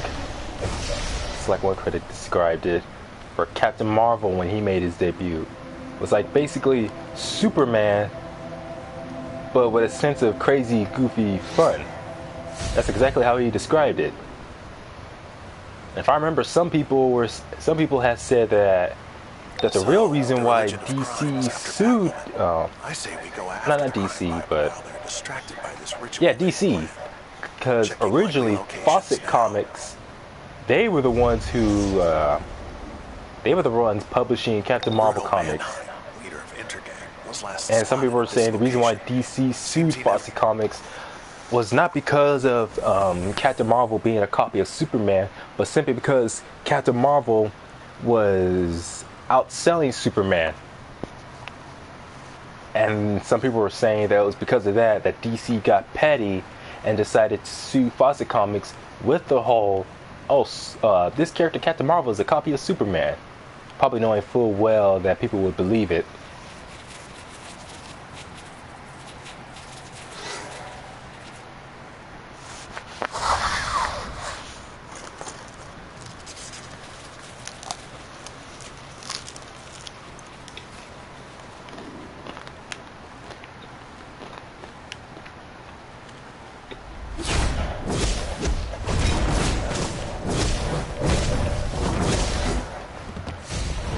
Imagination, you say? Then I guess that just means that Fawcett Comics at the time just had a better imagination.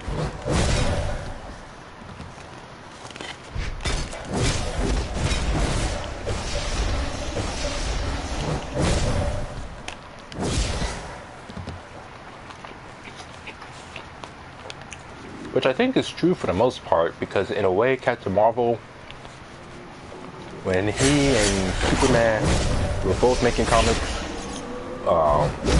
when Fawcett was still publishing Captain Marvel comics back during the Golden Age,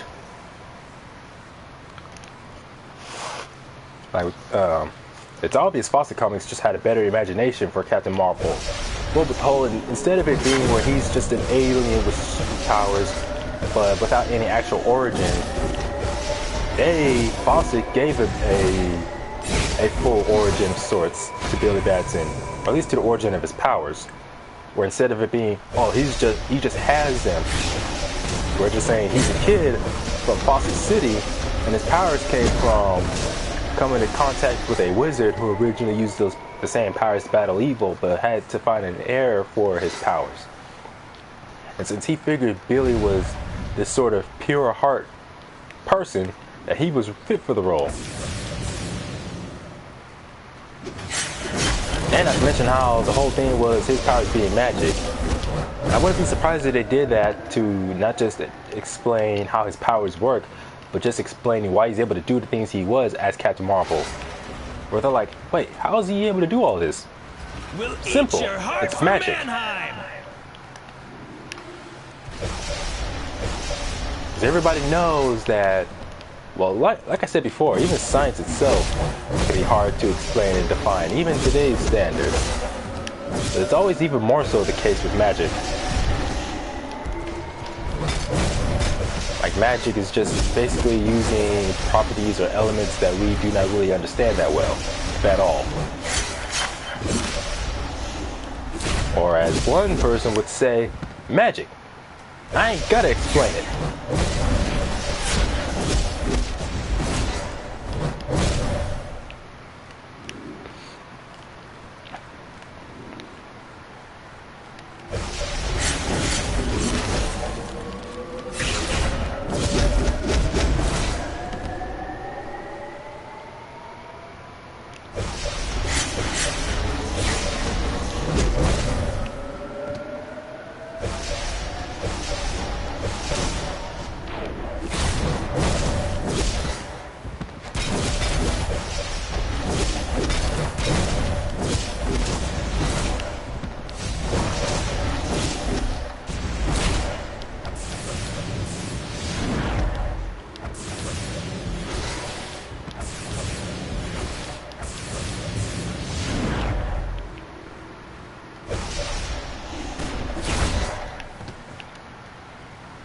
You know, the more I think about it, the more I just remember why exactly I like.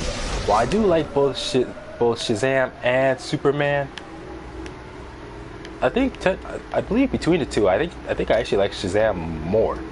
I like maybe slightly more, but still more than Superman. Which is why it still irritates me. It really just pisses me off to think about the fact that they just simply decided to kill off Captain Marvel in Injustice. Like some people are trying to justify it by saying that they did that to show just how over the edge Superman had gone in the Injustice games. And I'm like, but we don't need Shazam being killed for that. We already got an idea of just how over the edge Superman has gotten when we heard how he killed the Green Arrow of his universe. Thus they had to get a Green Arrow from another universe, and just the fact that he took over the whole world. You didn't have to kill Shazam as well just to show that even more. Like, I wouldn't be surprised that the reason why they did that was because they only put Shazam just to please fans. Because some writers would do that, where they only... So who actually killed Shazam? Superman! Well, in Injustice 1. In Injustice 1 story mode, Superman kills Shazam. And like I said, that was just bullshit. And you know what? I wouldn't care what kind of excuse or what reason they would have, as long as they would just bring him back for Injustice 2. Like, just somehow have Shazam come back to life.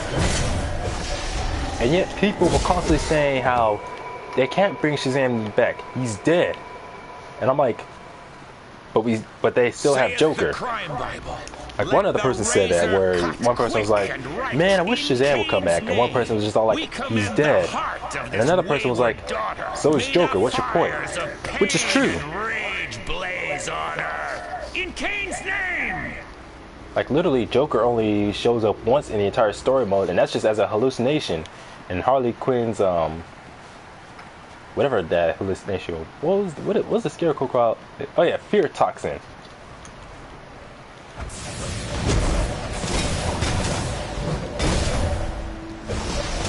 Yeah, but it wasn't a matter of Shazam being a possible threat, because in Injustice, Superman created the regime, and with the regime, it was basically either join me or die, or be put in prison for the rest of your life. And Shazam was actually part of Superman's regime. Superman killed Shazam not because of Shazam being an equal threat, but because Shazam was actually trying to stand up to Superman, because he's starting to realize, because at some point during the story mode, people were starting to rise up against Superman's regime because of the heroes from the alternate Earth coming over and fighting against Superman's regime. Because of that uprising, Superman of the Injustice universe, or basically evil Superman, he came up with the idea of completely destroying both Gotham and Metropolis. And Shazam simply stood against that idea, saying, we shouldn't do something like that. There should be limits on us, especially on us, on people with power. And literally, at one moment, Shazam made the mistake of mentioning Lois. Like, he was trying to tell Superman how Lois herself would never allow something like that, or would never agree with Superman's idea. And anyone who's been keeping up with the Injustice storyline knows that someone like Lois Lane is a very, very touchy subject.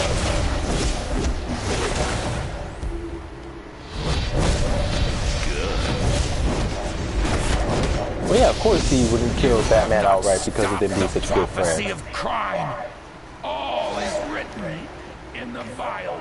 We've got what we're after. Leave them all to lick their wounds. Let's go. But yeah, it was mainly because of Shazam bringing up Superman's dead former wife, who also happened to be carrying his unborn child at the time. Of course, that would piss off Superman to the point where he would just feel like killing someone. Like, seriously, had anyone else in the regime mention Lois and try to use her as an excuse to justify how crazy Superman has gotten, he would have killed them as well.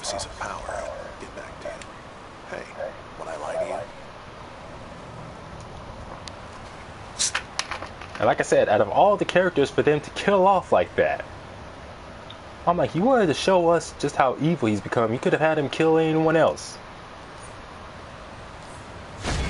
Like, I don't know, have him kill off some random janitor.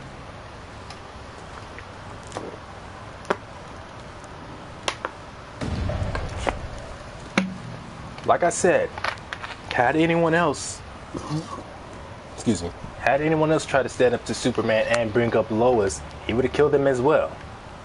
It wasn't just Shazam. He would have done so to anyone else. And like I said, I'm like, out of all the people, I don't know, he could have just killed off anyone else. Maybe some random civilian, or... Yeah, it did, but it was still stupid. I'm like, man, just have him kill off, like, I don't know, have him kill off the random janitor. Like, maybe the janitor just happens to clean up the base and overhears them, and I he's see like... you managed to make a profit out He's of like, stealing you Intergang's guys are going crime crazy. bylaw. Lois would never allow Nice this. initiative. And then he kills him.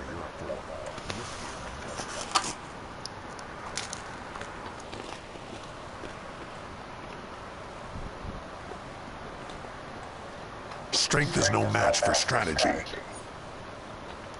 Circe's plans with the Cult of Blood are heating up. With Trigon's energy loose on this plane, we're in for a visit from an interdimensional force of evil. If you think you can handle it, talk to Blood Priest Lucius and Burnley for more.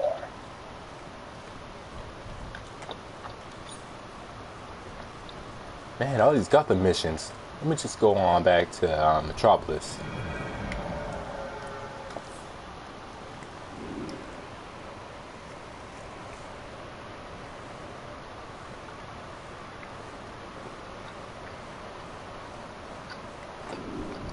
Gotham University holds a special place in my heart. I was a star Yeah, I can't help quarterback but on the wonder school football if team back in the this whole 25th thing century. with NRS and having so many special guest characters in one game, from Mortal Kombat X to Injustice 2, and apparently they're going to have like 3 special guest characters in Mortal Kombat 11. I wonder if that's part of what it is, using special guest characters not only to get the game to sell more copies, but just to fill out the roster as well. I am pleased. The Sentinels of Magic defeated our last attempt. Now we need a champion to join Brother Blood and regather the power he has lost. Yeah, Black Adam was in Injustice 1.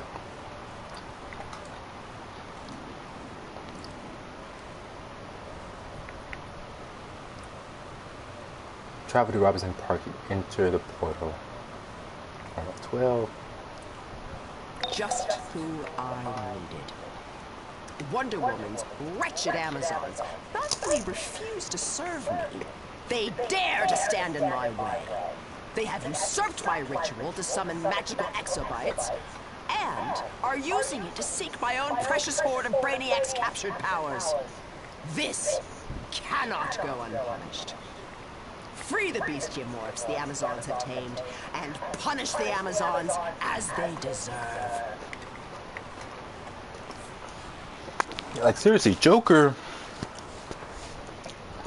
from the Injustice Earth or Regime Earth was dead long before the story mode for Injustice 1 starts. As a matter of fact, you see Superman just as he's about to kill Joker. And it's just a matter of they use Joker, well, not just Joker, but Green Arrow as well were both killed by Superman. Excuse me. And so they're like, hey, let's just get Green Arrow and Joker from another Earth and bring them here. Just thus, we'll have that to explain why they're not in the, no, we'll have that as the reason why they're in the story mode. Simply because characters from one Earth crossing over to another Earth. As a matter of fact, they could have done it for Shazam as well. Have Shazam from Prime Earth come over to Regime Earth so he can have his own story mode.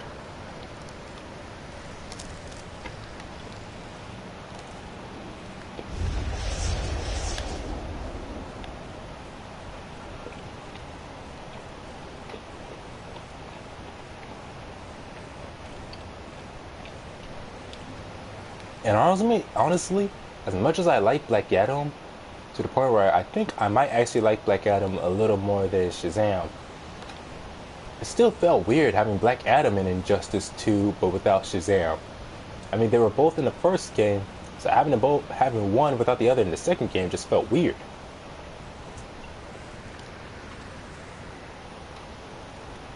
No.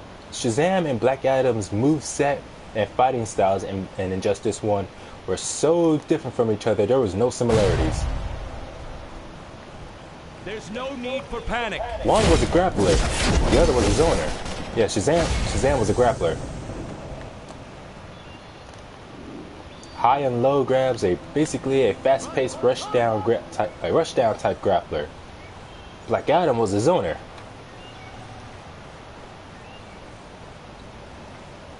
Plus, you can't really talk about them being too similar when I'm like, you want to talk about people with similar or the exact same powers being in the roster, then how else would you explain Supergirl and Superman being in the game? Heck, they even found a way to put Reverse Flash in the game. And Reverse Flash, well, it turns out Reverse Flash doesn't have the exact same powers as Flash. At least the origin of their powers. Turns out Reverse Flash, his powers come from the negative Speed Force. Whereas, let's see, like the negative Speed Force, you are no longer able to trade this item. Oh man. Let's see, Flash's powers come from the Speed Force. Reverse Flash, or Eobard Thawne, his powers come from the negative Speed Force, which is basically the opposite or reverse of the Speed Force. Speed Force runs on positive energy, negative Speed Force runs on negative energy, hence the name. So yeah, all that stuff. But they still found a way, despite how similar the powers are, they found a way to put him in. And as I said, even though Joker of the Regime Earth was long since dead, they still put him in Injustice too. I don't get it. Like, people were fine with Joker coming back even though he was already dead, and he only gets to appear in the story mode as a mere product of Harley Quinn's hallucination as a result of her being affected by Scarecrow's fear toxin. And people were like, oh, let's have Joker back. But he's dead. So what? You can't have Injustice without the Joker, or a DC game without Joker.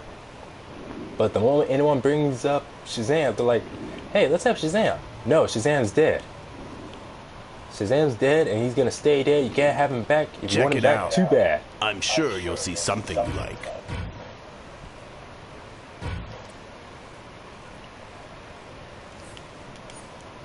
I always thought of that, of just being just plain stupid. Like, it's okay to have one character, but to have any other kind of character, somehow it's automatically an issue.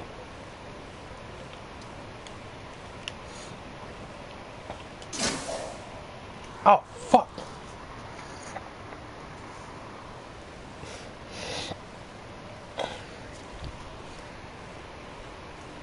The hell was that? I don't know how to explain it, but it's almost like that kind of feeling you get where it feels like you're about to, like you're drowning, or you're submerged in the water. I don't know why, but I just had that moment for a split second.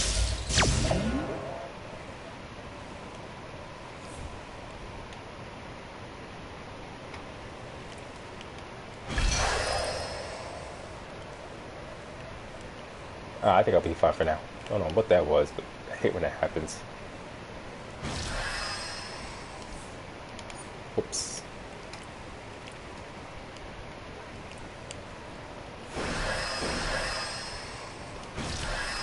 So damage weapons.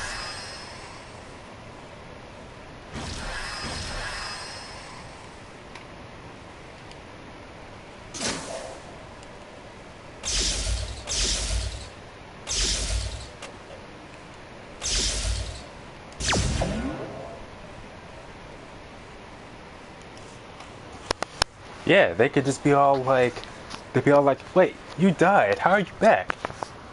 Magic, I ain't gotta explain it.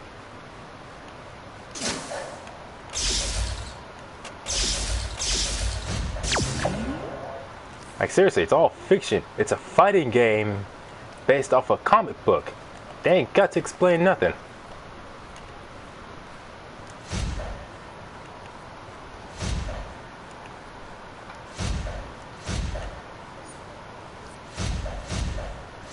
I don't get why people are always constantly asking for or demanding logic when I'm like, what do you care about logic? All I care about is if it's good or not.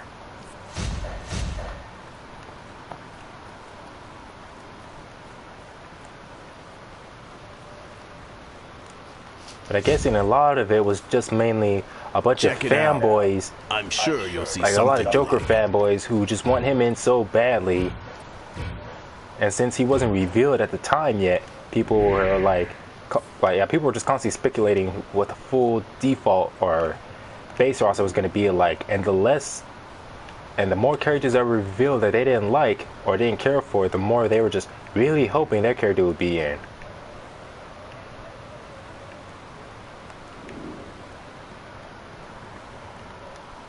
Like seriously, we can't have Shazam come back from the dead, but we can have the freaking Ninja Turtles crossing over.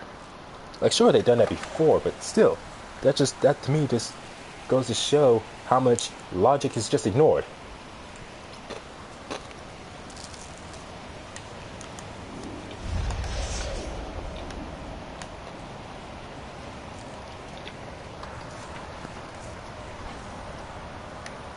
I would just never understand that. How a lot of people will say Shazam can't come back, or they'll even go as far as to say he shouldn't come back. And I'm like, you don't really have the right to say who can and can't come back, or say who should or shouldn't. But they'll say so anyway. People say like he can't come back or shouldn't come back because he's dead. And I'm like, it's a video game based off of comics. People come and go between life and death like a casual stroll through the park anytime. Right? Like anytime they want. And writers will always try to find some way to explain how that character came back from the dead. Like with Green Arrow, even though the original Green Arrow of the Regime Earth died, Green Arrow from Prime Earth came over to the Regime Earth and stayed there with Black Canary. So that's how it's explained how Green Arrow is in Injustice 2. Even though the whole story takes place on the Regime Earth, even though Green Arrow was dead. They think to locate one of my nearby stores of exobytes? And like I said, Joker was already dead, but he gets to come back as a freaking hallucination. So like I said, you have one character who comes back by basically them being replaced by a counterpart from another Earth. You have another character come back as nothing more than another character's hallucination. But yet, when it comes to Shazam, everyone's just all like, oh no, he's just dead. I'm like, so what? Let me at him.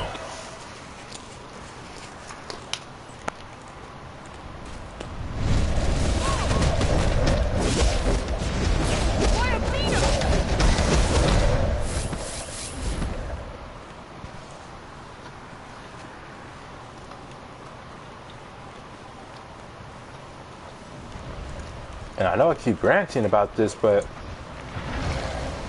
what even makes the whole Shazam situation even more ridiculous is the fact that there are other characters who are still alive and well by the end of the story mode, but for whatever reason did not get to be in the second game. Like they just simply did not show up. Like Killer Frost and Solomon Grundy. Nothing bad happened to them at the end of Injustice 1. They were still alive. They just simply got arrested and taken to jail. But so were Cyborg and Damian Wayne. They too were arrested since they were part of the regime and got taken to jail, but they got to return. So I'm wondering why exactly Solomon Grundy and Killer Frost couldn't.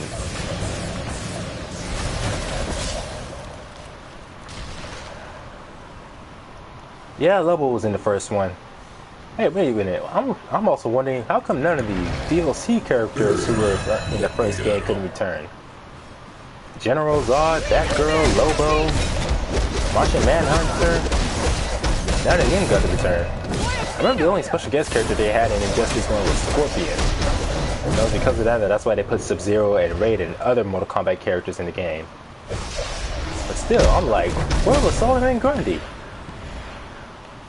He was one of my favorite characters in Injustice 1. So I'm kind of curious as to why he couldn't come back. And Killer Frost is pretty cool too. And unlike Joker or Green Arrow, they weren't dead prior to the story mode, so they didn't have to find some complex reason like bringing over counterparts from another Earth. And they weren't killed towards the end of the story mode like Shazam. So when it comes to the sequel, they didn't want to have to worry about something like, oh wait, how are we gonna have these characters return if they're dead? They didn't have that situation for those two. As a matter of fact, they could have killed Solomon Grundy in Injustice 1. Because Solomon Grundy's a zombie. No matter what, if he dies, he'll just be resurrected in the swamp. What's up with Slaughter Swamp? Because that's part of what makes Solomon Grundy so dangerous. No matter how many times he dies, he'll just be resurrected as a zombie again in Slaughter Swamp.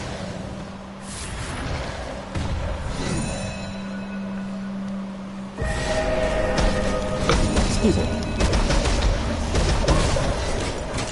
Yeah, instead of having Superman kill Shazam to show how evil he's become, they could have had him kill Solomon Grundy.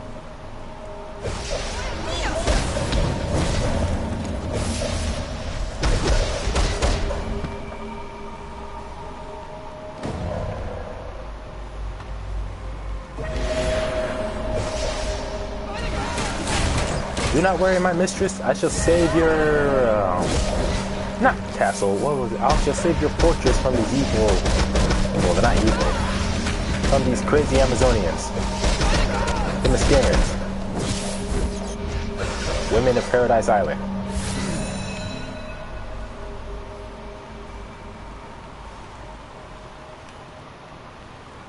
Foolish little Amazons. Do they think their spells will stop you? Find the ones casting the ward and destroy them.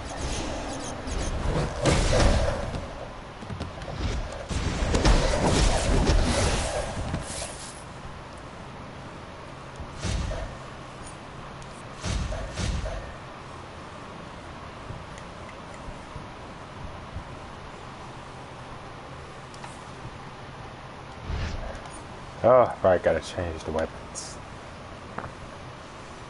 Man, the types of weapons that they chose for Brawling is just ridiculous. And as I said before, the only exceptions are the cage gloves, the spike cestus, and the tech cestus. I really hope that, because it's because of Injustice 2 that I heard of Swamp Thing and discovered him, and eventually learning more and more about him, not just from Injustice 2, but in the comics, where he first debuted, and all the other stuff that eventually led to him becoming one of my favorite characters in DC. However, in Injustice 3, hopefully he gets to don't just leave him out and be all like, oh, he's just not here, or try to come up with some dumbass excuse trying to justify leaving him out. Like, just let him return.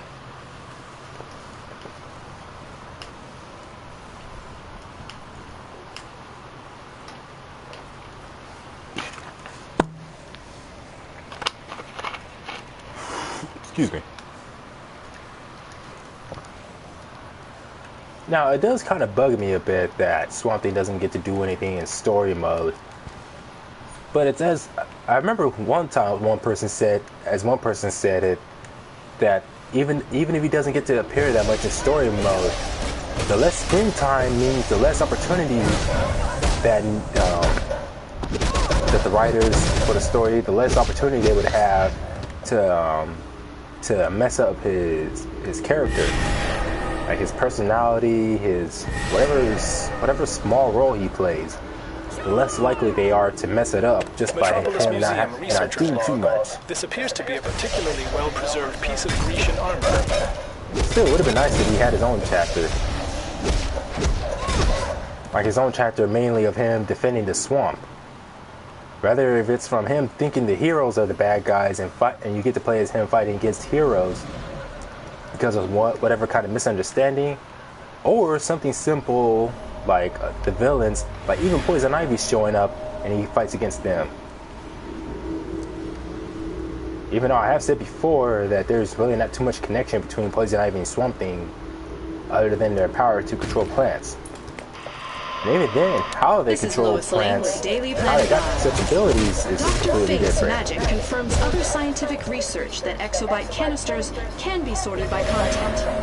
while each tiny exobyte contains a mixture of And I remember magical, when technological, or Solomon metahuman Grundy, information the main was kind of like clearly be sorted by type. with Suzanne What and does this tell us Injustice about 1. Brainiac's agenda here on Earth? Like here I am playing these characters for however long, and it's not until like later that I realized, oh, these characters are actually grapplers. Hey, where's this girl going?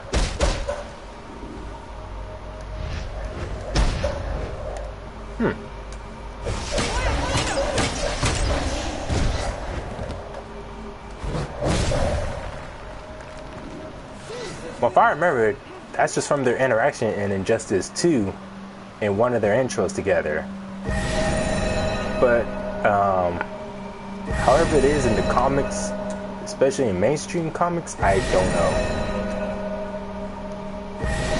There's only like one time I seen a comic, or at least a panel that had it was a Swamp Thing comic, and the only time I remember seeing Poison Ivy in one of them was, whoa, look at them running fast. It was like, Swamp Thing was actually battling a copy of himself. So, even though Swamp Thing made an exact body double of himself, to the point where that double also thought it was the original Swamp Thing, and they got into a fight, and that was causing the green or the plant life to go crazy. To the point where all the green or all plant life on Earth was endangered because of them fighting. And you see various people who have powers to control plants, one of them being Poison Ivy, being affected by it. Like Poison Ivy was sitting in Arkham Asylum, like, I can't remember what was that, I think like she was covering her ears, telling both the Swamp Thing and his copy, like, sure they couldn't hear her, but she was just simply saying quietly to herself, saying, "Stop it." Of course that's about it. But the Amazons are all over our man's world. Now we've got man-beasts and minotaurs and giant living statues popping out all over the place. Think they'll invite us over to Paradise Island when this is done? You are wrong.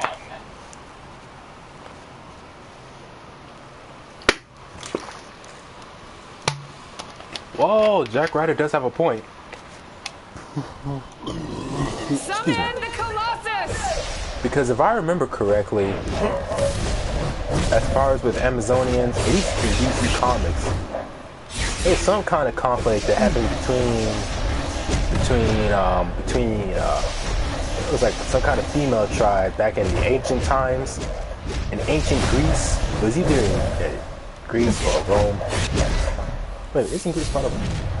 Well, anyways, back in ancient Greek times, some kind of conflict that happened between various female tribes and oh man, I wish my phone was working so I can just simply look it up. Because I remember something happened and Themyscira was created as a way of protecting the female warriors. Metropolis Museum, researcher's log. And that's why men aren't allowed to step onto the island, but any female can. And women can leave that island whenever they want. I don't know, some kind of weird history they have. Because I remember characters related to Wonder Woman, from Wonder Woman herself to others like Donna Troy, they've been constantly getting revamped, rebooted, and retconned since the beginning. Like for whatever reason, DC couldn't just keep an exact set origin for Wonder Woman and her fellow Themyscirans. Constantly changing the status quo and everything. Gods use it instead to find my closest hoard of magical exobytes. Break their little protection spells and revert the scrying bowl to me. Ah. Oh, excuse me. Damn. That's some good Sprite, man. Well, I almost sound like Big Smoke for a moment. Oh, my dog. What's up? I know one of my friends in college. Thanks. I remember one of my friends at college could do a pretty good impression of Big Smoke, but I never really could. just said that already. Wait a minute. Gosh dang. G God. Oh, okay, I get it. I get it. Damn, typos.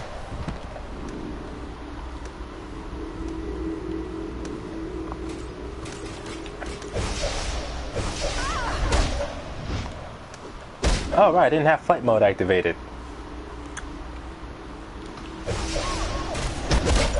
Why am I forced to fight all of these dang Themyscirans by myself?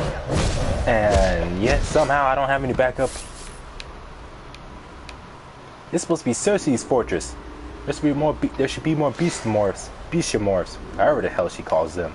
There should be more of those animals of hers in here fighting.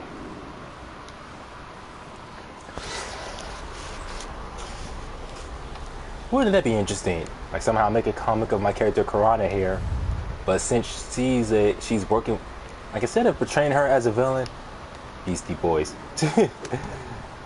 Oh yeah, like that rap group. I don't know. If you made a comic with a group of enemies called that, I wonder like if the Beastie Boys would try suing over that because of the name. Unless you say so in the comics that the name is supposed to be more of a reference. I don't know, I'm just making up ideas. Oh, excuse me. Oh man, that Sprite though. Definitely hit the spot. But I feel like I've been drinking too much. Well, not just Sprite, but other stuff besides water. I've been drinking too much lately. So definitely I need to lay off. Like anything that isn't water, just lay off it. Now, what was I saying about my character Karana? Oh yeah, if I made a comic about her, the way I would write that comic would be more of, instead of portraying her like any kind of stereotypical villain, it'd be more of, instead of it being a comic book about a villain, just a comic book about someone who works for a villain. Whereas like she's not really into villainy for the sake of villainy, she's just doing it because she wants to learn magic. Because, well, I've probably said it so many times, but I came up with this idea with where Karana, her power is the ability to transform her body into any kind of natural element, with the only exceptions being divine, any divine or celestial or magical elements. And since she can't really do anything about celestial or divine elements, she figured she can at least try to learn magic. So that way, even if she can't convert her body into magic, she can still use magic like anyone else. And who else does she go to for that other than Cersei? Like maybe somehow in her search for how to learn magic, somehow Cersei caught wind of it and made contact with her first, and it came at her with the offer of teaching her magic and she works for her. And that would motivate Karana to do whatever crazy things she gets into.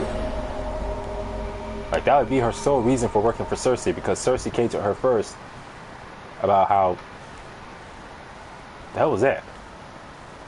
About how to learn magic.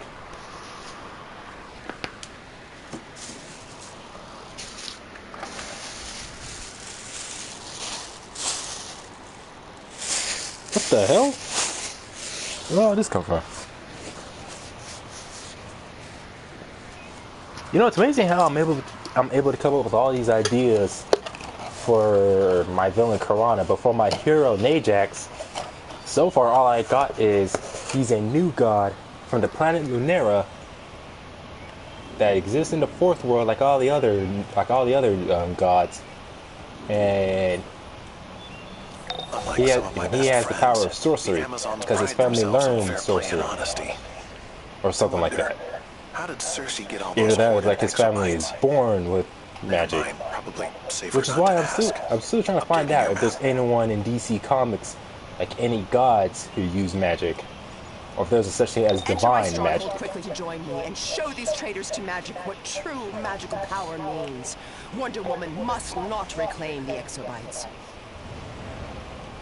Fine, but you're turning into a gorilla or a lion. So it's like I can come up with why Corana would be a villain, but I can't come up with why Nadex would be a hero. Like, why would a new god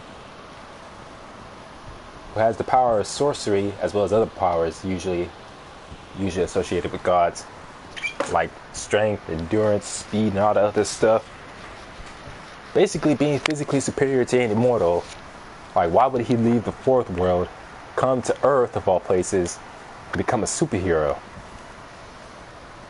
Like, I'm still working on that.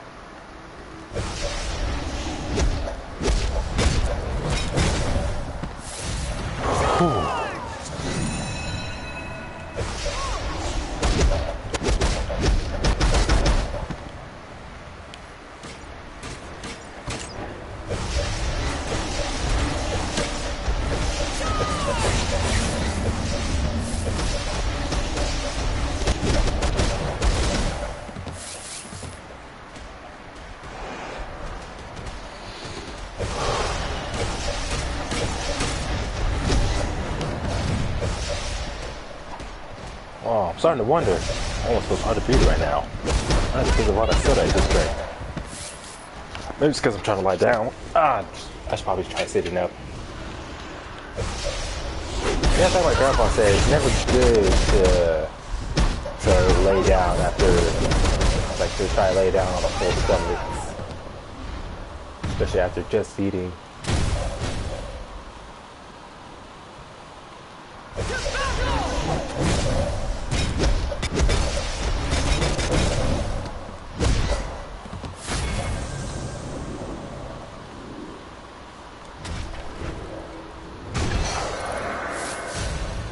Bust open 10 treasure chests.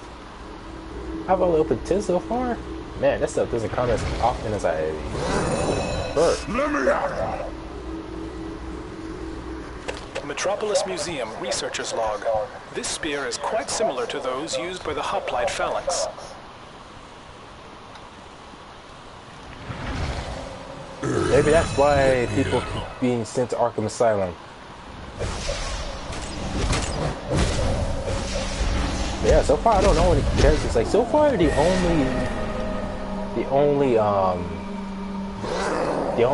gods or new gods I know who have ever been portrayed as heroes, or at least portrayed as heroic most times, was Big Barda, and that was only because she left Apocalypse to join Mr. Miracle in the mortal realm, or mortal universe on Earth.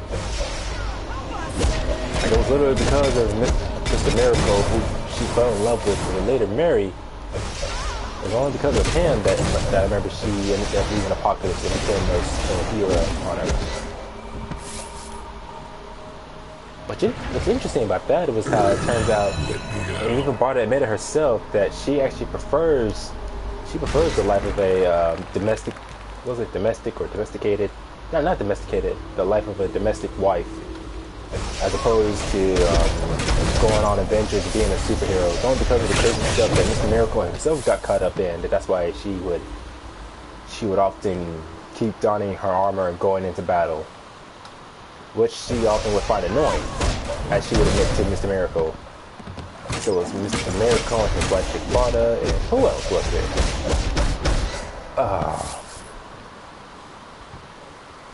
Who was it? Orion. They think to defy me? They're dumber than my bestiamorphs. There's an idea. Now, if I remember correctly, the lion dude just saluted to me. That was cool. Now, if I remember correctly, Orion, he's not Darkseid's actual son. He's supposed to be his adopted son. Part of a deal that went on between Apocalypse and New Genesis, promising not to attack each other. And so, as part of that deal, it was like some kind of weird thing they did where they switched sons. Darkseid, as the ruler of Apocalypse, he got Orion. And Highfather, as the ruler of New Genesis, I can't remember who he got. It was one of Darkseid's sons, but I can't remember who it was.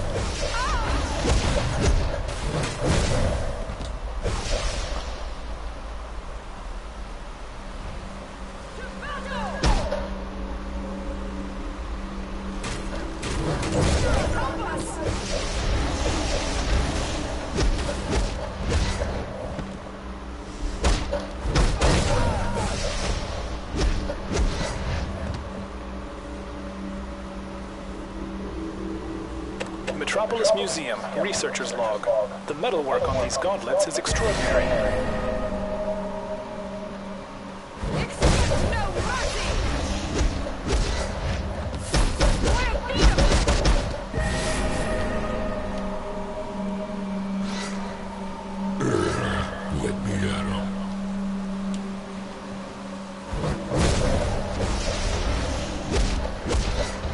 Oh, what, gotta get to work or something, Flip? Of course, that's your business. Nothing for me to worry about.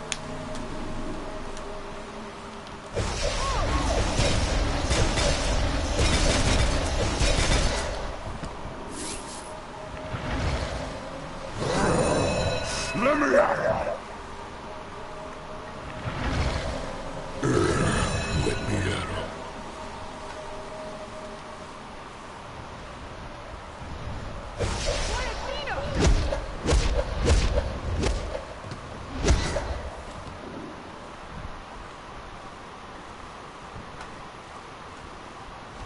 Now that I think about it, whenever I come up with an origin of any kind of like any OC that I make up, if it involves them becoming an anti-hero or a villain, I can come up with all kinds of ideas. But when it comes to superheroes, most of the ideas I come up with is usually very limited, actually.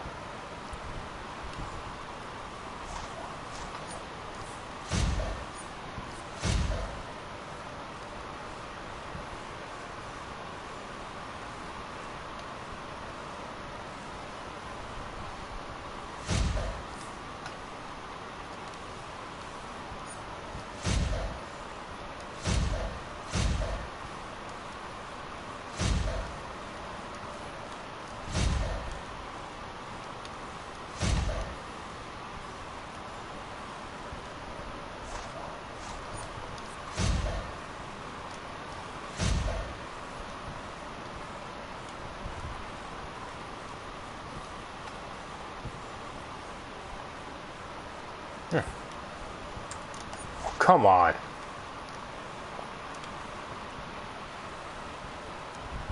Not a surprise for the Brawly. Brawly? What the hell? I was thinking of Broly for a moment.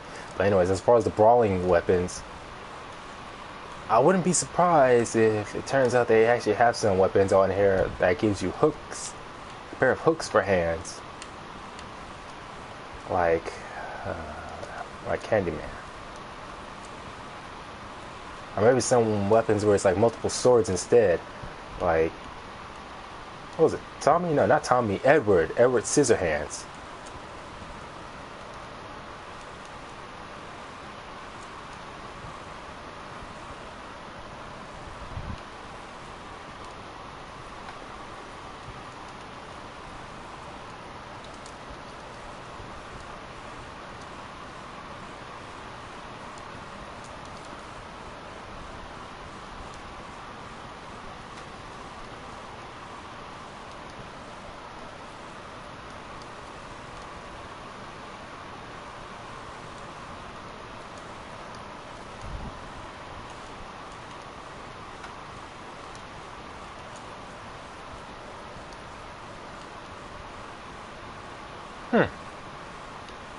Oh, I don't have the insectoid chest piece. I thought I unlocked that by now.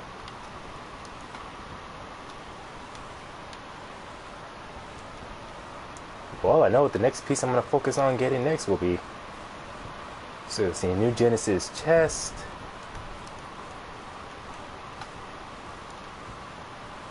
Dang it. But the new Genesis bottoms don't even look that good. Never mind.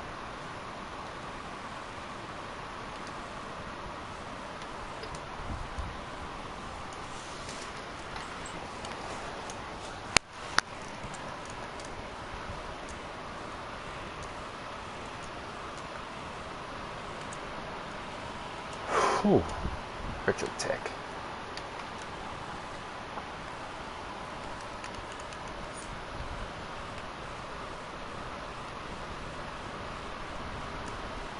You know, there is this song I have stuck in my head by, what's her name? No, not Liza. Lizzo. I think that's how it's pronounced. her song Juice. I don't know why, but I just really like that song. It's freaking stuck in my head, my damn head.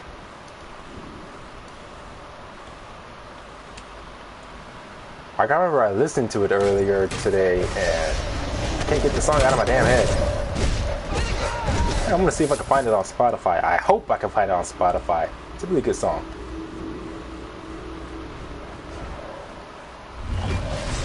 Oh, Wonder Woman.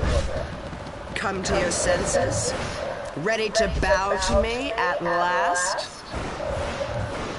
These exobytes do not belong to you, Circe, no matter how much magic they contain. I do so love. Oh, you bitch! What are you doing to me?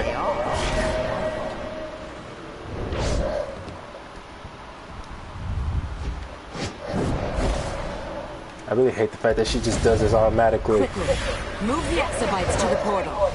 I will handle her. Stop them! Don't let them take the exobytes to the portal!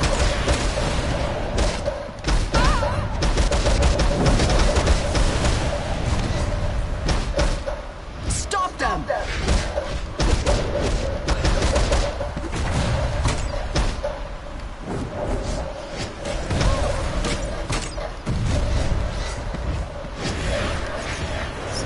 Triangle just kicks, circle charges into them.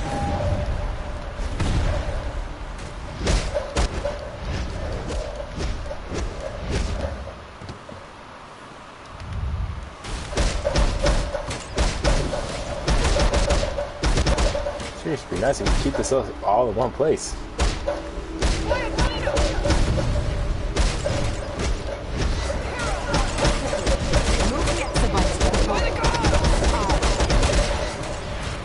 Dang, crazy bitch.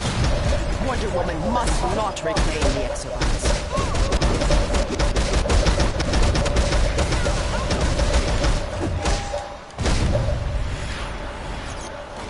Stop them! Don't let them take the exobytes to the portal!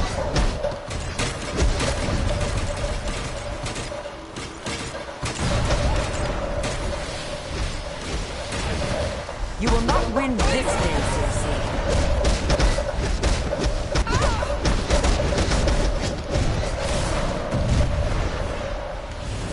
Hey, is Wonder Woman's outfit in this game based off of her DCAU outfit?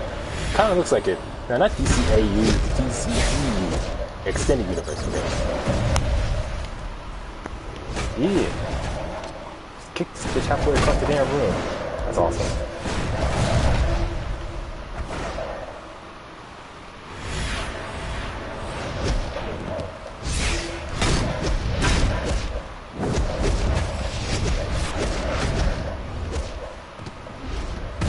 Savor this victory, Circe. It is your last. That's what they all say.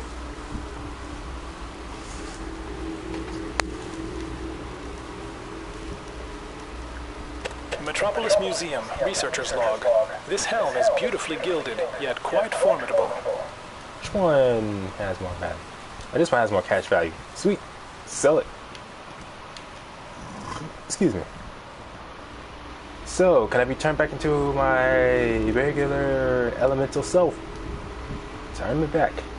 Right now. I am Circe! I am your goddess and will be obeyed! Magical exobytes belong to magic users alone. Heed my will, or become my slave. Turn me back. My thanks to you, my champion. We have prevailed, as I knew we would, against Wonder Woman's noble cause. As always, I shall reward you richly. And remember that you are my finest warrior in a fight. Yeah, she digs me. I was created by the gods to be a champion of peace.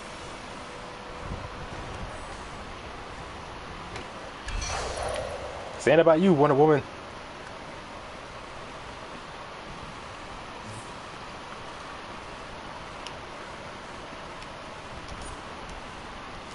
a favor.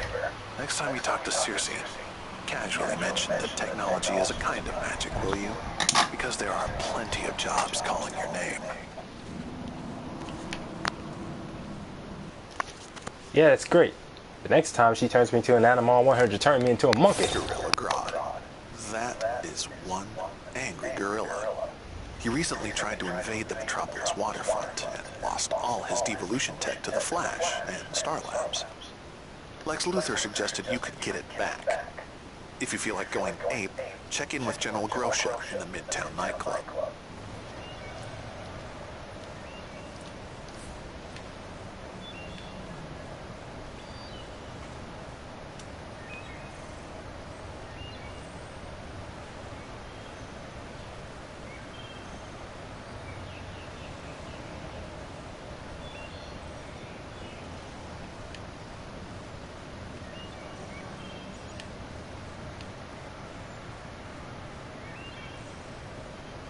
Why do these kiosks got to be so far away? What time is it? 1:05? So I'm gonna have to end this stream soon, and that'll be it.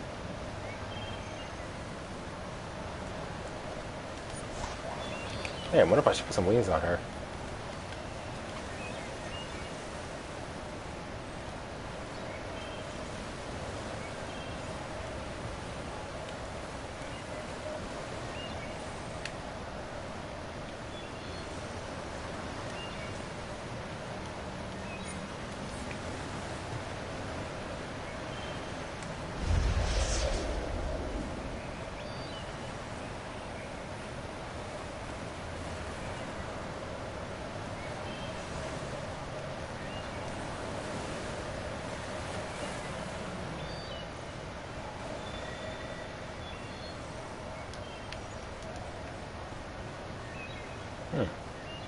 I need to see if I can find any other high-tech metal-looking wings like this, but ones that actually like flap, as in they move whenever I'm flying. Hey, have I done that General Hospital mission? Yeah, I'm pretty sure I have. Yeah, I did. I just don't think I did it on stream or not.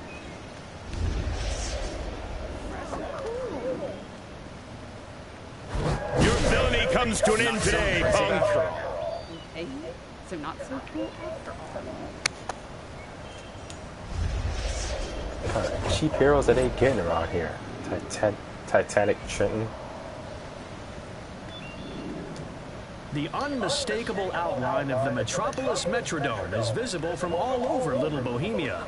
The Metrodome is the premier arena for any large-scale event, whether they're here. As you approach the Metropolis Metrodome, the roar of the crowd can't help but sweep you up. The excitement ripples outward across the city blocks in every direction. Just the thought of it takes me back to memories of me, Booster Gold, as the star quarterback. Ah, good times.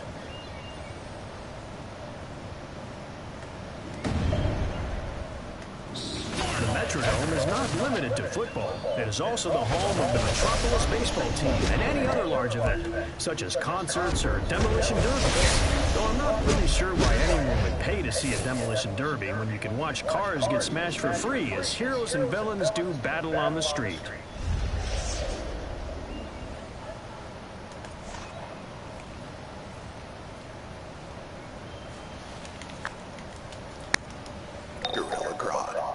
That is one angry gorilla. He recently tried to invade the Metropolis waterfront and lost all his devolution tech to the Flash and Star Labs. Lex Luthor suggested you could get it back. If you feel like going ape, check in with General Grosha in the Midtown nightclub. I'll just use this mission.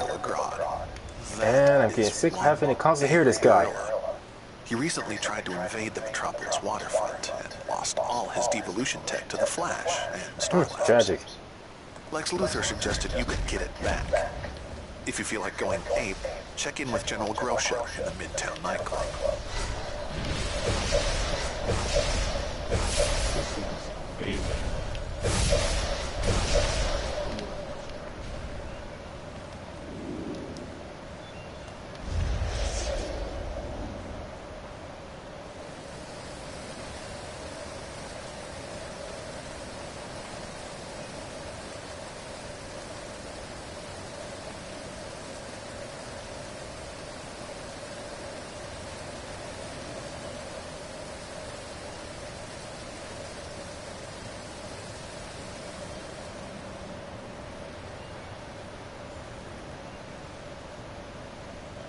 Man, all this mindless flying around.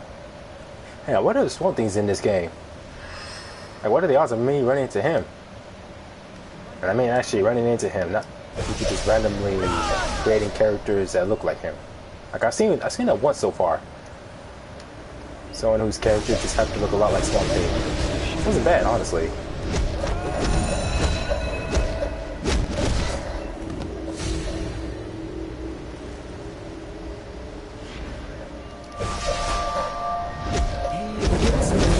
Shape results in dust that is rusted. Must be contained. I should be one-shotting this guy. I keep saying that, but it never seems like I'm going to accomplish that.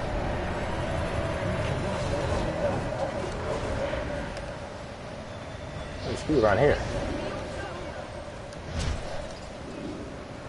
The larger the shard, the more power the shadow men possess. Use this to create greater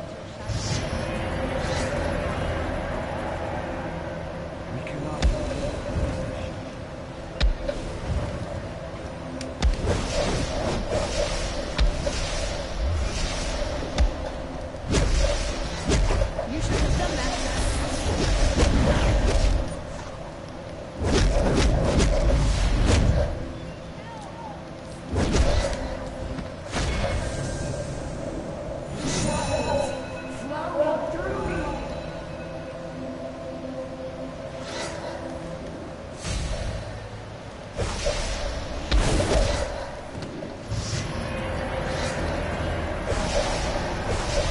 These evil shards must be contained.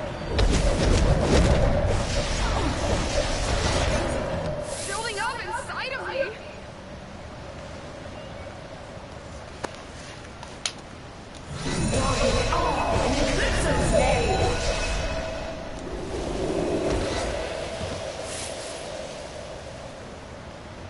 Hands off.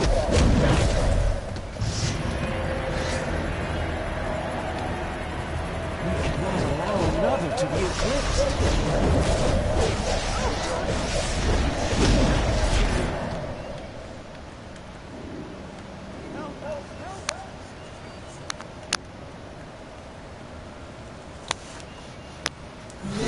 can escape my shadow.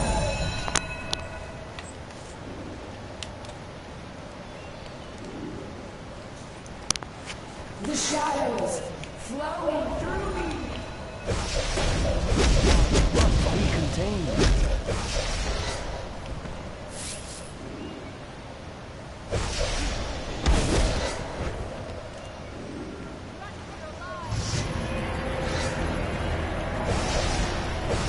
These evil shards must be contained. I feel so empty.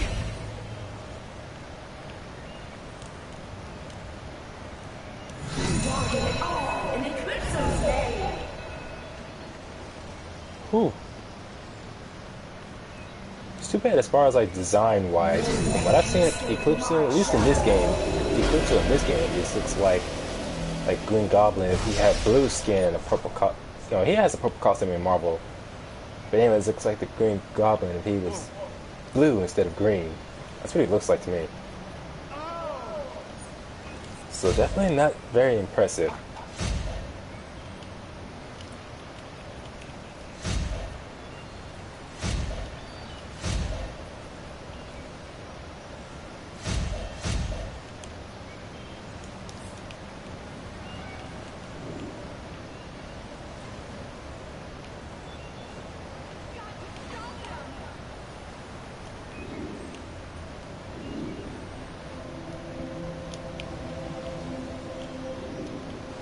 Oh, that explains it. Right on the bridge? There's someone on this bridge. There's never anyone on these bridges, which is very unfortunate. Alright, now I have to do that Gorilla Grodd mission. Listen to this fucker again. That is why is it so far away? Angry Gorilla. He recently tried to invade the Metropolis waterfront and lost all his devolution tech to the Flash and Star Tragic. Labs. Lex Luthor suggested you could get it back. If you feel like going ape, check in with General Grosha in the Midtown nightclub.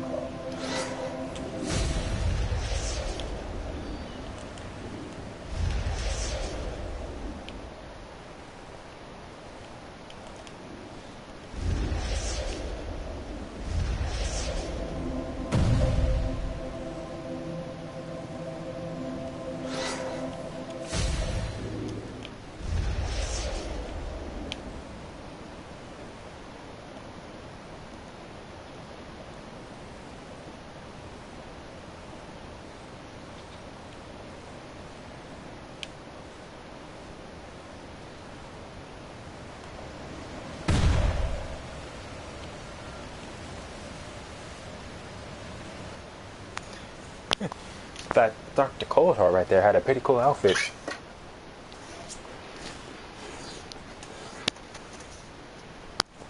What is it? This character? No, it was with my hero character, with Ajax. I need to get him to level 26 to be able to wear some specific armor. Acid sugar? Sounds like a drug. Like bath salt. Grodd suffered a crushing blow when Stark confiscated our Devolver technology. Our resistance fighters managed to sabotage Star Labs' transports, so now our tech is scattered across Metropolis. But Star is attacking anything that looks like an ape. That's where you come in. Get to it. Welcome to Exploration Adventures with Booster Gold. I'm Booster Gold. This adventure will take you to Centennial Park, a peaceful oasis hidden amidst the bustling glass and steel cityscape.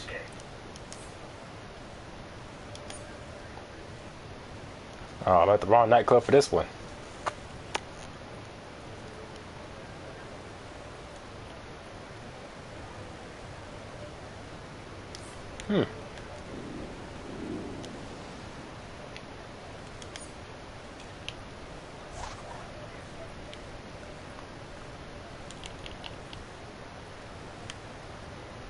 Wait, was I talking to myself just now? Whoa, weird. I got stuff drinking soda so late at night. Of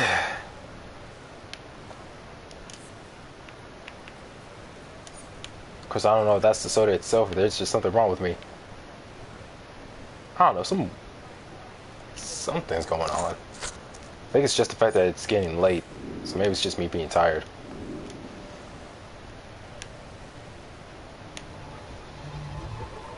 I don't know, I feel like I should just end this stream right now. First, let me check my mail. Excellent. Even if Hippolyta's minions refuse to acknowledge my magic, I have the satisfaction of having gathered some of their precious Themysciran artifacts. A goddess must have her treasures.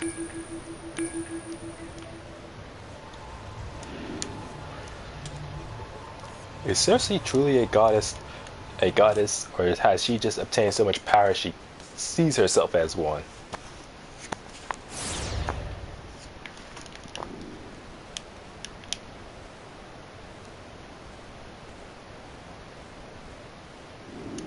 I don't know why, but for some reason, having these earphones in, but the way I have my mic set up, it's kind of hurting my ears. I, Booster Gold, will always be a sports fan, and places like, hi, I'm Booster Gold, and welcome to the Exploration Adventures with Booster Gold. This adventure will take you to Metropolis General Hospital, a state-of-the-art research hospital in Little Bohemia. No, I'm just gonna end it right here and just come back to this another time. So, thanks to everyone for stopping by, especially you, Flip, and Winston. So, see you all next stream. So long.